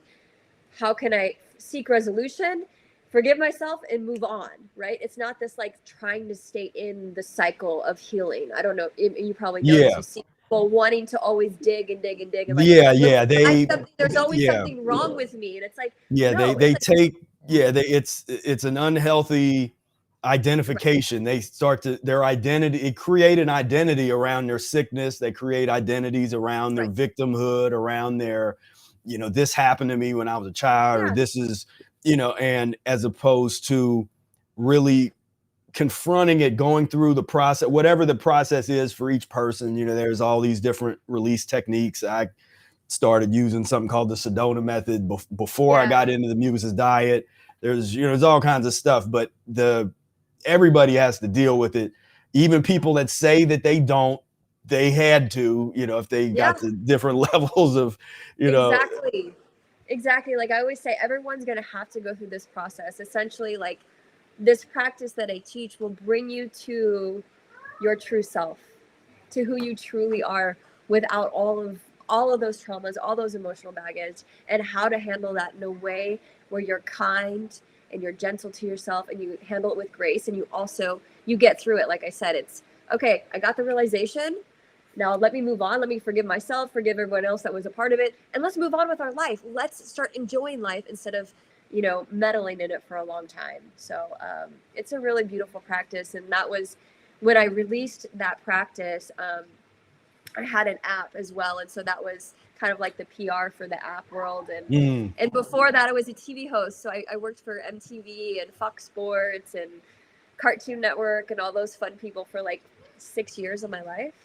So wow. So you probably got a electronic press kit roll out there somewhere with all your clips of all your MTV days. The old days, Sarah. It's really funny, actually. It's like just the goofiness. We had to find some of that. We didn't know about that, so we didn't fish that out. Yeah. The silly days when I would go to football games. I literally worked on this football game where I would go to all the tailgate parties and I would interview drunk people. So I would literally instigate them into doing stupid stuff, like go jumping naked in this freezing water in Ohio at the Ohio State game versus, Michigan, like stuff like that. Like it's funny stuff. Yeah. Free mucus-free life. Yeah. Right. Yeah. That the real before and afters of where we were before. But that's that's interesting. How your practice help people actually engage into a better lifestyle? You can share. He still wants me to grab our little food. Go ahead. Okay. Go ahead. Yeah, one of the things that we noticed a lot was that how when people, all the work that she was doing was about frequency, in terms of frequencies and all that. And what we noticed is people not only started really changing their lifestyle dramatically, but when we introduced the food as a together component, and say, okay, once you do the practice and do this diet as well, and then all of a sudden people are able to not just go much faster into a spiritual and emotional process, but at the same time, I think they started to tap into the frequencies of each fruit and allow them to have that sensitivity and say, oh, this is what this fruit is doing, not just for my body, but for my mind as well. And I think that one of the was a huge takeaway from the people that were doing both together. It's like one is great or the other, they work to a certain extent really well, but together they work in a synergistic way that they are like, they potentialize both sides, and then both sides go much faster and much easier and in certain ways. And well, that's what I was telling him. I said that it was much easier for me starting with being able to do that practice and going into the raw diet because I was able to handle the emotions so much easier and work through them quicker than if I had no tools, and I think that's what's hard for a lot of people when they go on to this diet or into this lifestyle is that they can't make it because they don't have tools. They don't have that spiritual practice or that discipline or determination to like go, okay, I'm ready to face myself and what I've been hiding for eons and the lies I've been telling myself. Right. So at that point, just the lifestyle and the diet becomes just one big blob of, self beat up, self-destruction, and all. Yeah. Are the young ones wanting to visit with us? If they're more than welcome to come. Hey, you want to say hello? To come say hi. Down. Come here. Frances, you want to say hello? This is Isabel. Hey, how you doing? Be quick. She's 7. Frances. Tell them what your favorite fruit is. Watermelon. Yep. What is good for? Yeah, what is it good for? Your kidneys. It's good for your kidneys. Yes. Yeah. Most definitely. Hey, Frances. Yeah. You want to come say hello? What did you eat today? What fruit did you have? Like that. What'd you have? I have papayas. What else? The mango? Huh? Mango. The dried mango. Dried mango. Nice. Well, that was a gift from the lady in the store, but Yeah. not a. That's not a normal, but Not something that you always do. Yeah, I don't. I think dry fruit has its space, but yeah, it's got its place. But we get these boxes of bananas, and sometimes they'll just go, here's some dried mango in there too. it's a gift, Oh, they're just throwing it in. Yeah. Yeah, people are so kind, Yeah, because when you're getting like bulk for. Maybe for people in Canada, like you're saying, they might need a little dry fruit once in a while during the winter time. But here in Hawaii, we have such a plentifulness of fresh fruit, I don't see the benefit. Yeah. You know what I mean? Yeah, exactly. My kids are getting more needy for me. Yeah. They're ready to eat. They're ready to eat. It's almost time. And okay, so we'll wrap it up here. And you look at these couple other pictures that my team found. We got That's Francis. I'm sorry. So cute. Oh, that one again. That. Oh, yeah. Kauai days. That was when I was pregnant with him, about 2 months in, maybe 3 months in. Yeah. Oh, Yosemite. That's Issa. Oh, Bali. So such a cute picture with the cat holding the cat. That's one of the things, these kids, and they're such a nature lovers. Yeah. And nature protectors as well. So I feel like there's an impact on the way that they see nature. We teach them how to always be, that animals are our friends, and how to always be respectful of every animal life and all that. So we always take them to see turtles or whatever here in the islands. So they develop that consciousness right away, and I really enjoy that. We got to share the thing about Issa, what she realized at 3. I think this is really a fun story. When she was 3.5, someone offered her ice cream. And she knew at 3.5, she was like, well, why would I have ice cream? Because they take the milk away from the mama cows to make ice cream. And she said, I wouldn't want someone to take your milk away from me so they could have mommy ice cream. And I said, that is really smart. Like, she got that. I didn't tell her that. I didn't even think about that. She knew at that age that by drinking milk, a cow's milk, that it would be taken away from the baby. And that was her. That was, I'm going to be taking the milk away from the baby calf. Not that it was harming the calf, but I'm taking milk away that baby needs. Yeah.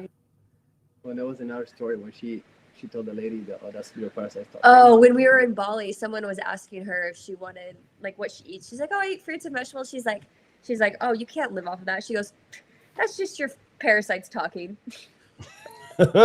Wow. And I was like, she was like, what, 3? No, she was 4 there. She was 4. She was 4. She goes, that's just your parasites talking. And I was like, snap, like from the mouth of babes. Yeah. So sometimes, they say precious things like that. Yeah, but they know, like, these children, they're so close to not only nature, but to, I could say heaven, that they know things that we don't know. And they experience things and can stay in that state of awareness much longer. And what do you want to say? Well, imagine if since the day you were born, you're now being numbed. Yeah. How you will behave, how will you think, how will you, see the world. And I feel that's a huge thing. There's no like a mucus veil all the time, or so their emotions are different. We see how they conduct themselves compared to other children, and how they see the world in a different way. Now, did you experience a lot of did they cry a whole lot when they were babies, or did they not cry as much as you see other babies crying all the time? I think it has to do more with the personality. We have a very girly girl, and we have a very boyish boy. And there is just their personality in general. But Francis was definitely when we compromise with food, because we travel or whatever, I do see that they get more fuzzy for sure. For sure. They'll get more fussy, they'll want to fight more if we compromise at all. Like you see it I see it almost immediately. But one thing that we do is that instead of telling them, like, look at how you're different, we say, how are you feeling? So they recognize almost immediately that what they ate is affecting the emotional state of themselves, right? So they already have that realization at such a young age of, like, this made me feel this way, because we ask them, well, how did this make you feel? how did this make you feel, versus telling them something's bad or good. It's like, well, let's say you're traveling, okay, and all of a sudden you have to eat a meal somewhere. We try to give them the best we can find, right? And they try all different kind of stuff, have tried, Indian food or whatever. So they develop also a palate to that kind of stuff, because it's nowadays it's difficult to travel and not to sometimes one meal, whatever.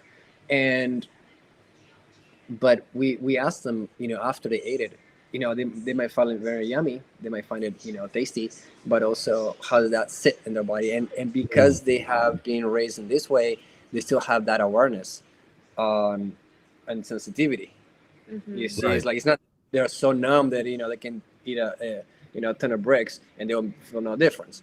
So that helps us teach them how to differentiate between flavor and pleasure, and put it in the scale on how is that really beneficial, or your well-being and you feeling good and happy and not heavy, is that better? Was it worth it, right? So we have this conversation about how worth is a momentary taste over overall feeling.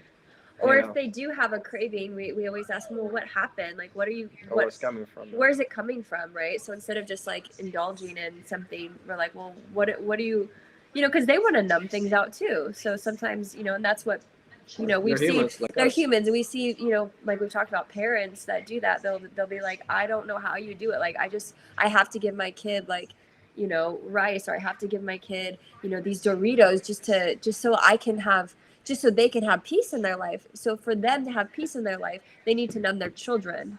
And what I noticed was that I was like, wow, like because they are going to have a lot more energy. They're going to have a lot more energy. They're going to be a lot more, I would say, straightforward and opinionated, because they're just not going to let BS happen.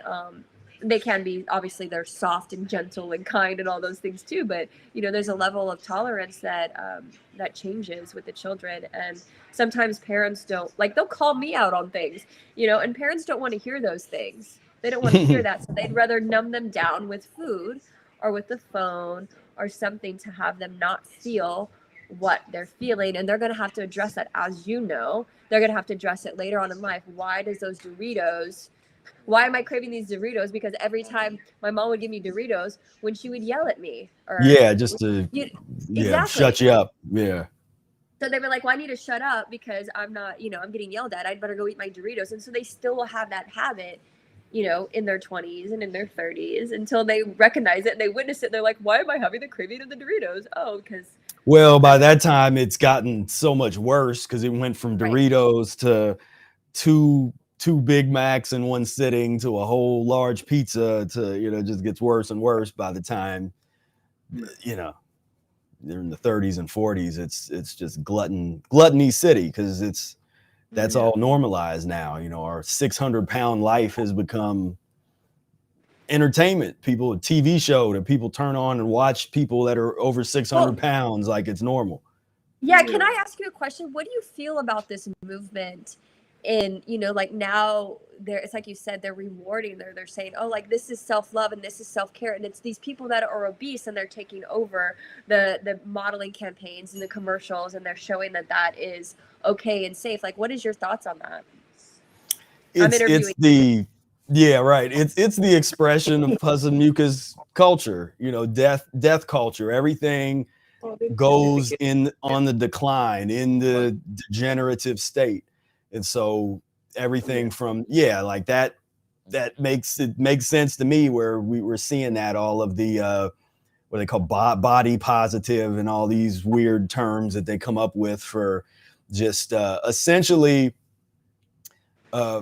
patting each other on the back for being filthy, getting, because it's like, this body positive, and they're showing all the obese, just putting obesity on a pedestal, but we're not getting into the 50,000 people a day dying of heart disease, and the 25,000 people a day dying of heart attacks, and the 25,000 mothers that die in childbirth that don't need to die, and or whatever the number, not 25, a day or something. I just looked that up, how many mothers die in childbirth unnecessarily. It shows you the consciousness and the frequency of the society that's just based in pus and mucus eating. And people hate to hear that because they want it to be other stuff. They want it to be all this other things. But I say even the traumas, when you look at the source of the trauma, the source of that trauma is still going to be pus and mucus eating. Because if it was an abusive parent, that was an abusive parent that I can guarantee you weren't eating like you're eating. That's a parent that was eating pus and mucus forming foods. And so you get their traumas along with their bad diet stacked on each other. And then you get parents that abuse children. Then those children grow up and they're eating horribly. And then they start abusing their children, and you get that vicious cycle going on. And but when you really look at the source of all of those problems, it all comes back to that pus and mucus eating. Because you take that out of the equation, you don't have the traumatic birth, you don't have the traumatic abusive parents and the abusive television, being around all these screens and all of this kind of stuff. It's just not. It's a total different reality. And so yeah, it's a weird time in history. But I think unfortunately, I see that's going to get worse. That type of thing where it's going to get worse and worse in terms of the obesity epidemics and the premature aging, premature death, going and getting plastic surgery just like it's going to the store. Like, hey, I'm going to the store. I'm gonna get cut on up here. You need anything? Let me, go. But then you put it on your Instagram feed, and that is your story of the day. Watch me go and get my plastic surgery, and watch me change my face so I look younger. And then they're eating a pizza at the same time. But it's okay. Right. You deserve the pizza after your plastic surgery. You know what I mean? Like, yeah, it's a sick cycle. It's the cycle of degeneration. Most people, the piece that they don't understand about why that degeneration is happening is 100% because of pus and mucus eating, the eating of pus and mucus forming foods.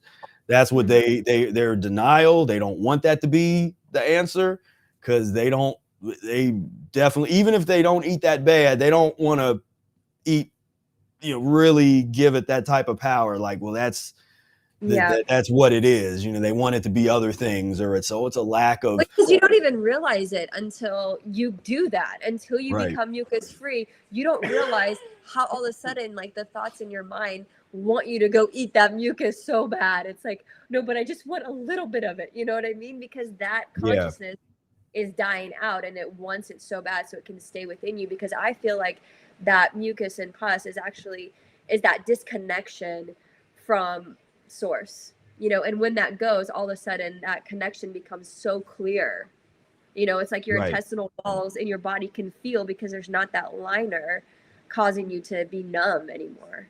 But also, we talk about people is the consciousness that mucus and parasites. I was going to say the consciousness of mucus, and the people think that they are alone in their own mind. Right. It's not that.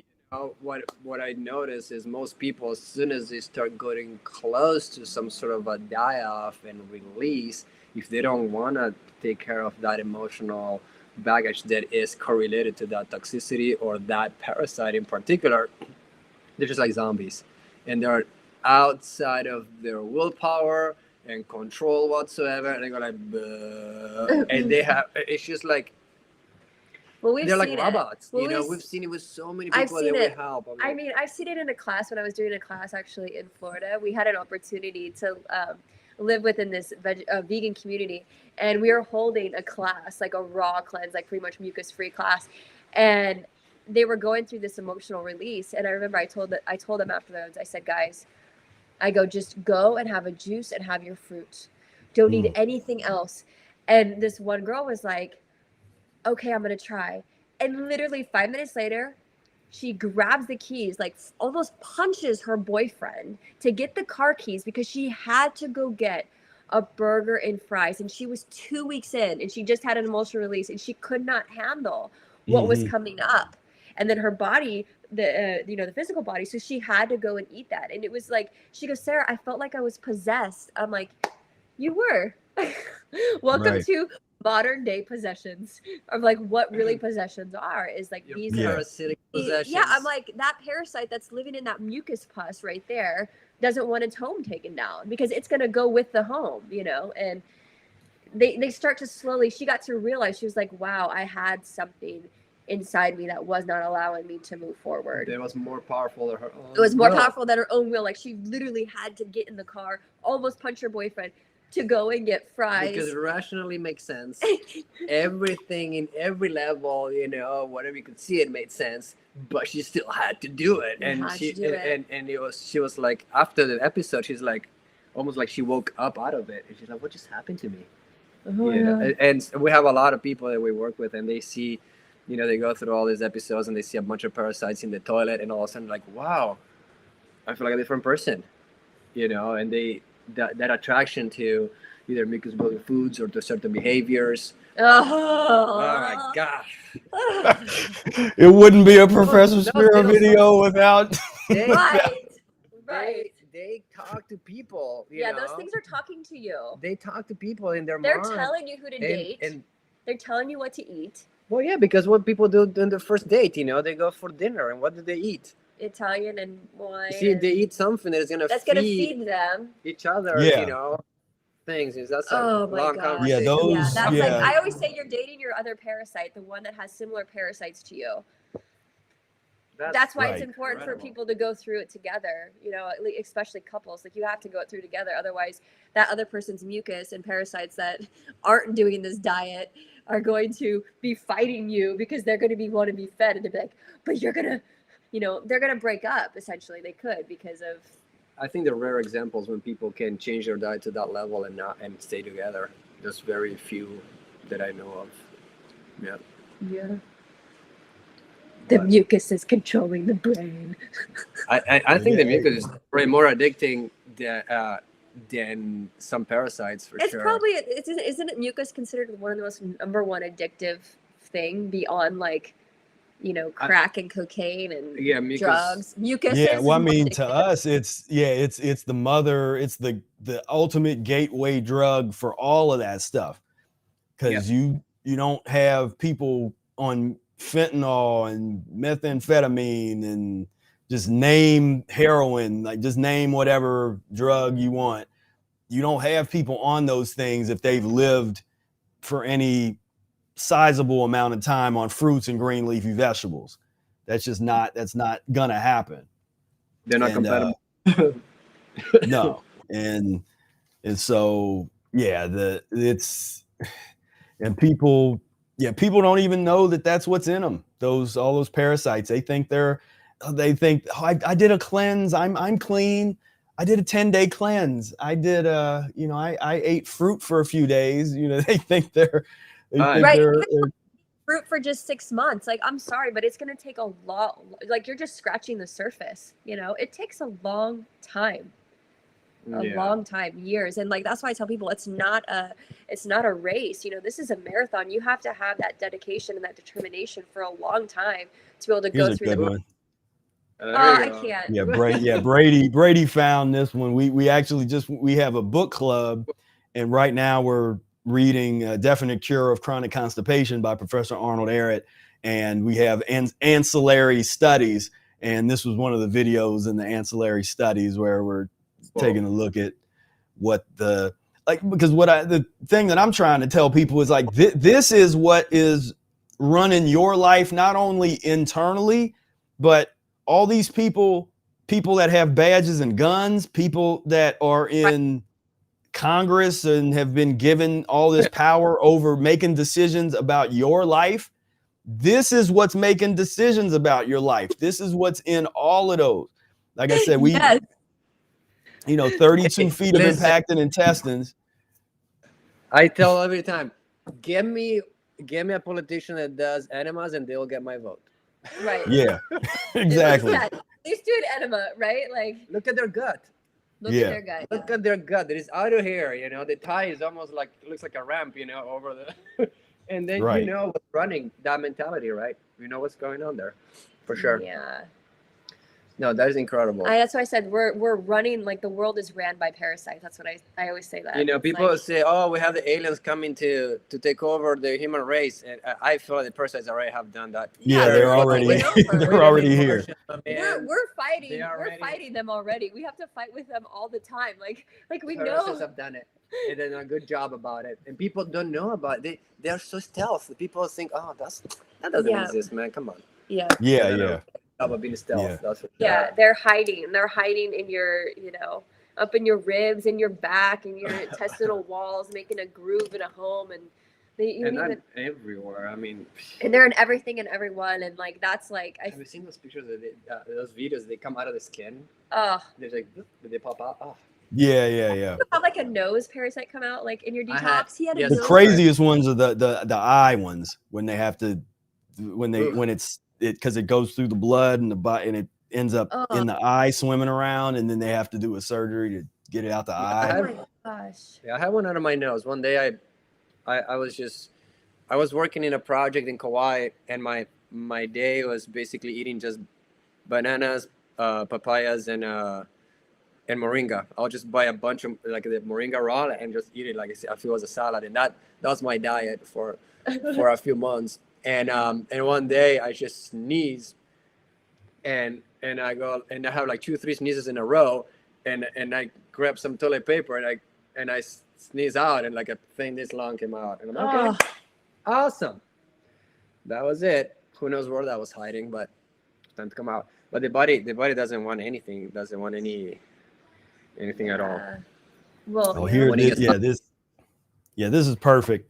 The brain-eating worm grows in Florida man's eye, and this is I got into this, and there was a video I made a couple years ago or something, but basically this, and I think they even showed this guy barbecuing, like he basically he was barbecuing this rare pork tapeworm.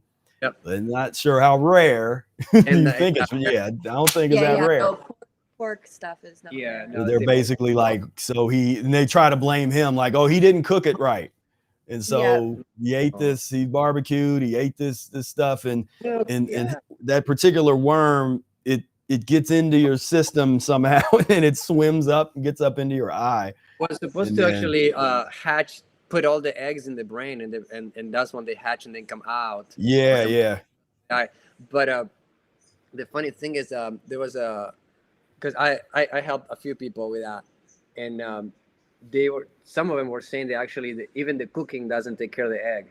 You might cook it for, and it still doesn't do it. So even people that they actually cook it through, they still at a risk of getting that, and it's actually pretty common apparently. But and that's also too. That's why, like, when people use like pork manure, or even like they have the pigs near like the fruit and vegetable, they're like, oh, it's helping the soil. I'm like, no, the fruits don't have parasites. It's because of the manure that you have, or the pigs that are right there, and they're pooping in the soil, or their chicken poop, and they all have parasites, and they're all going into that soil and into those fruits and vegetables. That's one of the things that we're big in, is not to use any animal manure in our crops.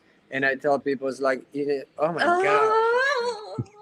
If you look, oh my gosh. That's insane. How do you get that out? Get some tweezers, buddy. That's what we're saying. We gotta, take precautions to not get that in. That's not. Oh, look, the tweezers came. The tweezers came. Oh my god, I can't even imagine. Seriously, but how deep you need to get into the eye to actually get everything? One at a time, it will take. She's gonna need brain surgery. Oh my god! You gotta gave up. They're like, oh, hold on, we gotta let's take a break. Let's regroup. That's insane. That's a lot. And the amount behind that is just one coming out. The deeper into the eye you go, the more she has. It's just all up here. They'll be there for weeks taking those things out. Oh my goodness. Oh my God, I think it's long. Oh, I can't. This is. Whoa. Oh, that was just one. Maybe it was just that one big one. Yeah, but one baby, you know, because those are the But babies. where Woo! they, right? Because they go in and they lay eggs right away because they want to Yeah, survive. I mean it's all throughout the body, and it I mean, think about it. We tell people, look, the parasite also has its own survival techniques. That is gonna try to stick around, and is gonna try to stay stealth and feed as much as it can, so it can actually procreate and perpetuate its own species. So it's its job to actually do that. right. You know, it's its job to convince you to eat crap so you can feed it. It's its job to hatch eggs because they're living creatures. They want to propagate their own species as much as anybody else, Right. as any other animal. So, yeah, that's sci-fi right there, man. Now the algorithm is giving me something. This looks Oh my real. gosh, This is Oh, poor guy. No. oh man. That's All- a parasite all in but- his face. Yeah. It almost looks like makeup. That's incredible. Anyhow. We should make a movie about all this stuff. I should go back to my Hollywood days and just make like a parasite movie, a mucus movie, so people can really see what's inside of poor them. guy, man. Yeah. And if you still eat meat after that, Yeah. If you're still They'll eat the eating, pork after that. you know. Oh, here's some good. Right Oh there. wow. Oh. So it's like you get there. So they want to blame it on probably On the mosquito. a bug, a mosquito, and It's the mosquito. So now we need to use DeBrom and spray you down to get the mosquito. yeah, spray you Don't down. do this. Yeah, it's Yeah. propaganda. Yeah, just sick. Yeah. Sick humanity, and we're over here. We got the answer. They don't like our answer. They want it to be something else. They don't want it to be fruits and vegetables and enemas and fasting, and Right. they don't want that. They want it to be, I don't know. They want to be able to still eat their pig and cow without any guilt. They want guilt-free pus eating. Right. Right. Yeah. Do you tell your clients, people you work with, that like we always tell people, you're gonna hate us.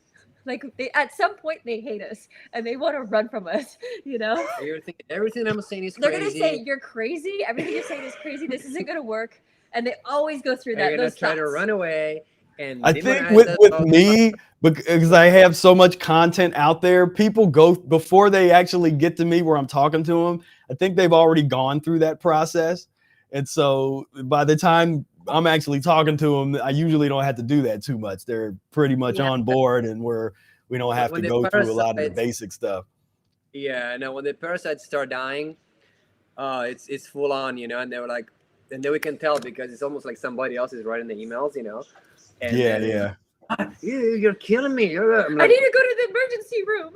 Okay, sure. I said, well, just, you know, you've been doing this for 6 months. How about you give it one more day, you know? And then the next day, like, you know, the parasite died, and you know, and it came out of the body, and they're like, whoa, you know. But it's navigating that die off. Or that cyst size, you know, mucus. Mucus, Big whatever. glob, yeah. All right. The plaque comes but yeah, out. you see the exorcism happening, you know, the person gets possessed, you know, and they have to die off, and then after that it's like, okay, they love you again. Yeah. Yep. So Yep. That is the life of teaching people how to remove the parasites and the slime and all the worms, and dealing with, like I said, you get to eventually meet the real person, because at first you didn't really meet that person. You were met their parasite representative, the parasitic version, and you get to a point where you can actually see the transformation happen in front of you, where they're like become a different person, and it's like, now you're, and they even that's changed more the like name. right, yep, because it's the real rebirth, you know, the renaissance, this is the real version of that.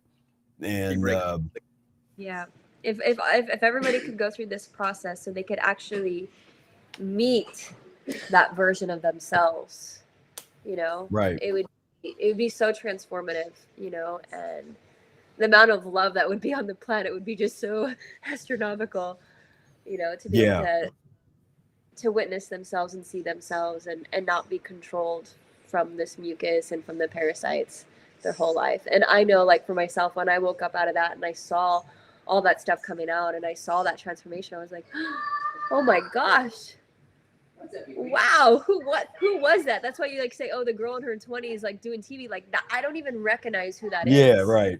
I don't know who that is, you know, and I see pictures and just, you know, in general, like people say now, like, you look like you're 29, 30 now, not, you know, even when I was 29, 30, they're like, you look better now 10 years later than you did when you were doing all of that, when you were in Hollywood, right? Yeah, and yeah. So, I'm like, I haven't worn makeup in literally like 9 or 10 years. You know, like, just I don't subscribe to any of that stuff anymore, because I understood like this is my true self, right? Whatever this looks like, this is my real makeup.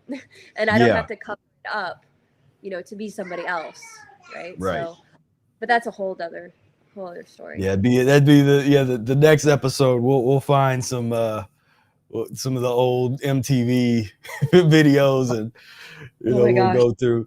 I'm sure you probably would. That Hollywood. So you were in, like, you know, you might not have been involved in all that, but you probably saw it. You probably saw some crazy, some of these kind of stuff, the way that people live. And yeah, no, I saw it all. I got to see it really firsthand, and I could see how it would change people.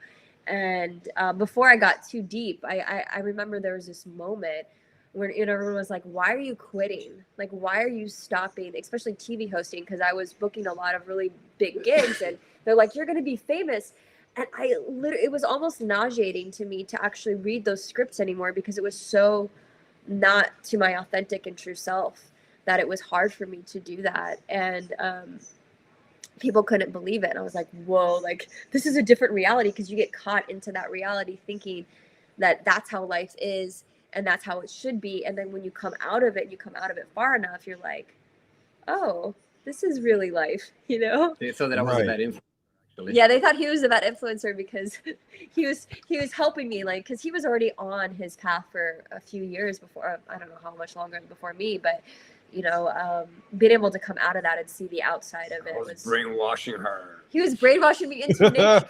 Yeah, all these fruits and vegetables, and not real life. Clean eating. What is that about, you weirdo? Right. But what I think what really though is, like, he was going into it before, like the sexual stuff and also the vanity, you know, like the vanity that women have in general, and feeling like they are good enough, and they subscribe to this like I have to look this certain way, I have to be good enough. Like, I'm only going to be able to be with a guy if I have this makeup or I look this way. And like, and you know, when you meet your true soulmate, your divine husband or spouse, is when they can see you with nothing and love every aspect of you, and actually love you more in that way than the other way. You know, like, if I put makeup on, he's like, who are you? Like, what is that?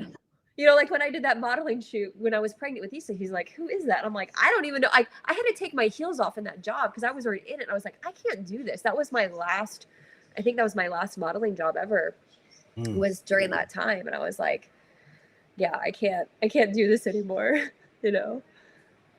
So. Yeah. And that's hard for people to understand. You know, it's hard for people because we've all, those of us that have been real serious on this path that had other opportunities, you know, we've walked away from things that other people would like, you know, give their left arm to do. Like, what you turned down? What you turned down this job or this opportunity because because you're focused on your health, or can't you do both? You know, it's like they don't understand that you got to be doing things that's in alignment with your spirit.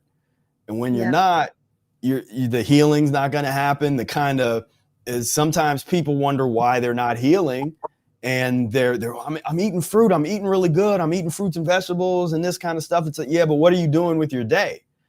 And well, Right. I don't like my job, but it makes me money. And it's like, yeah, but you had to reevaluate everything when you're going down this path, when you really want to truly heal, because healing's not going to take place. You can't be, delivering pizzas and doing, and kind of, for Domino's and things and expect to be able to heal. You gotta, really, and that's part of letting go and allowing the body and the consciousness to transform, which is what scares a lot of people. A lot of people that get to that point, and then they get terrified because they're like, whoa, this is real. Like, this change is real. And if I get to a point of no return, then everything is going to transform.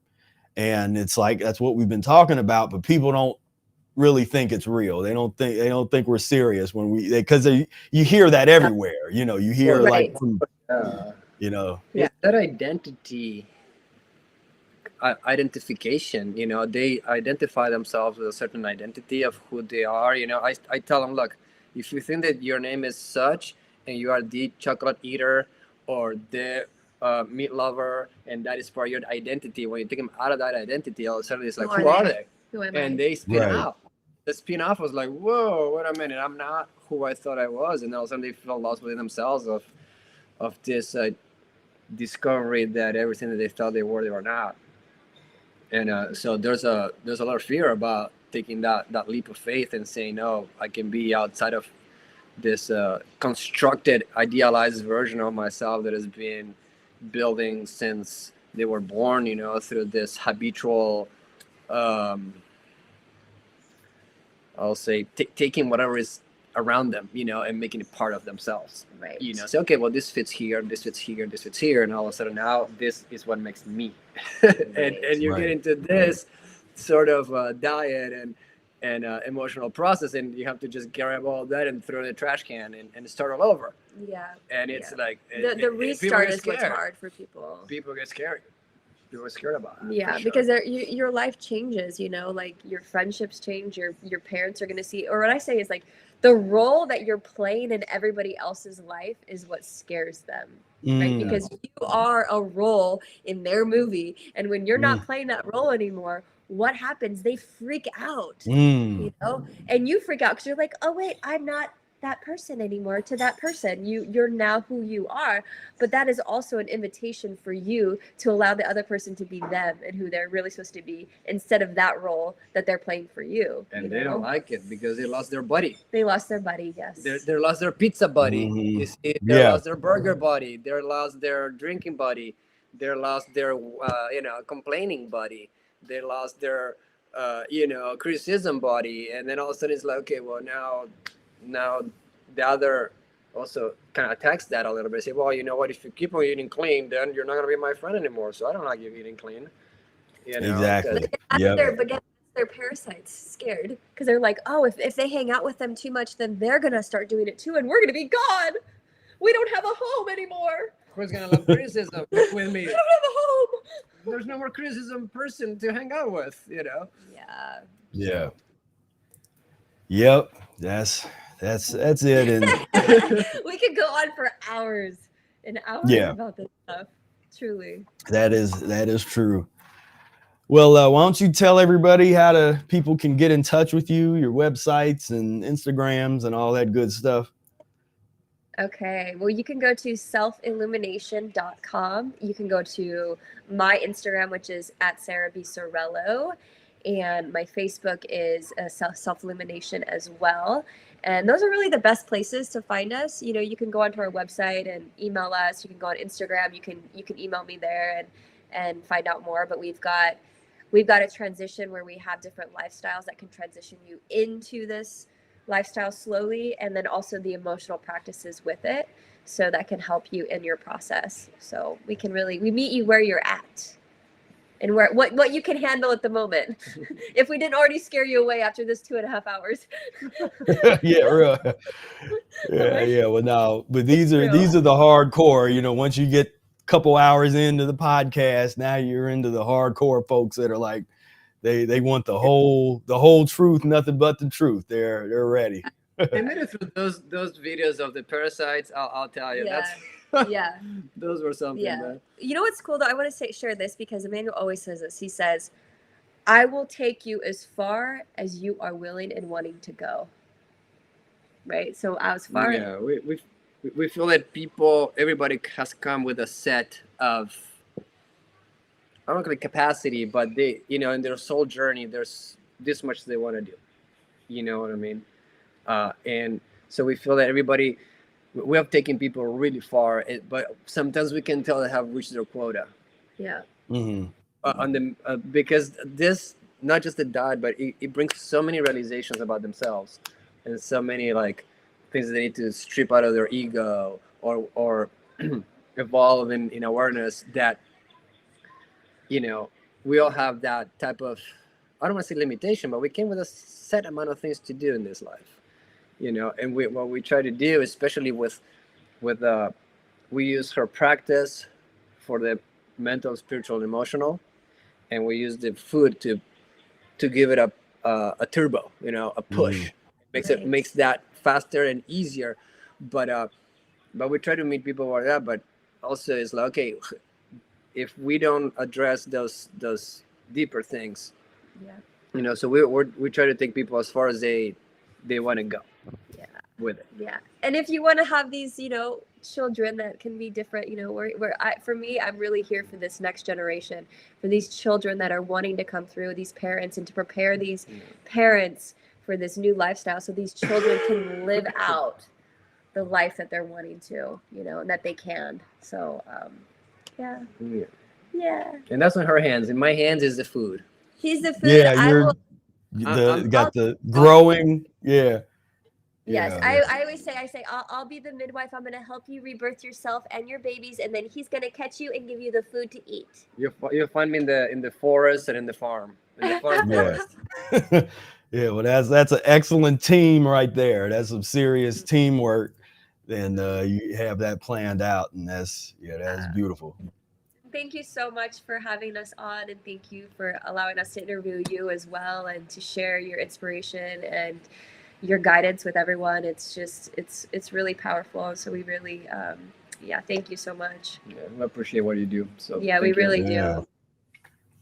Yeah. Yeah. Well, this has been great. I know all of my folks here appreciate you being on, and see some good comments of people, because I know folks really have learned a lot, just things that they can go research from the agroforestry to the insights with natural birth and what that looks like, with the potential, the potentials of pregnancy when you're mucus free and you're on this path. And we're just scratching the surface. That's the really exciting thing. We're scratching the surface, but around the world, things could be so much better. There's so much pain and suffering that is just unnecessary, that for those that are ready, because there's plenty of people that they don't want to hear this, they're going to go right on, and that's fine. The hospitals are there already built for them.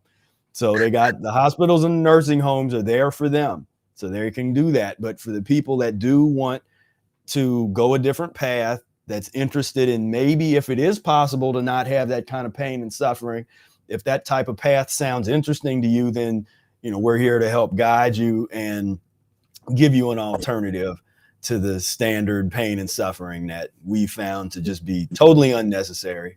And this is what it looks like when humanity changes and transforms for the better, or return to, as I say, we got to return to Homo spiritus, from the Homo sapien. Let's evolve into Homo spiritus. And that can only happen through cleaning ourselves up and getting back to nature, with our body, mind, and spirit on all different levels. Absolutely. Amen. Oh, yeah. All right. So thank you so much. I thank everybody for tuning in, and check out the selfillumination.com, my website, mucusfreelife.com. You can see all of our things down below. And it's definitely been a pleasure. And until next time, peace, love, and breath. Yay. Thank you.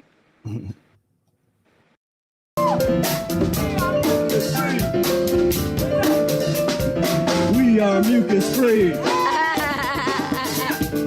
We are mucus free. We are mucus free. We are mucus free. We are mucus free. We are mucus free. We are mucus free.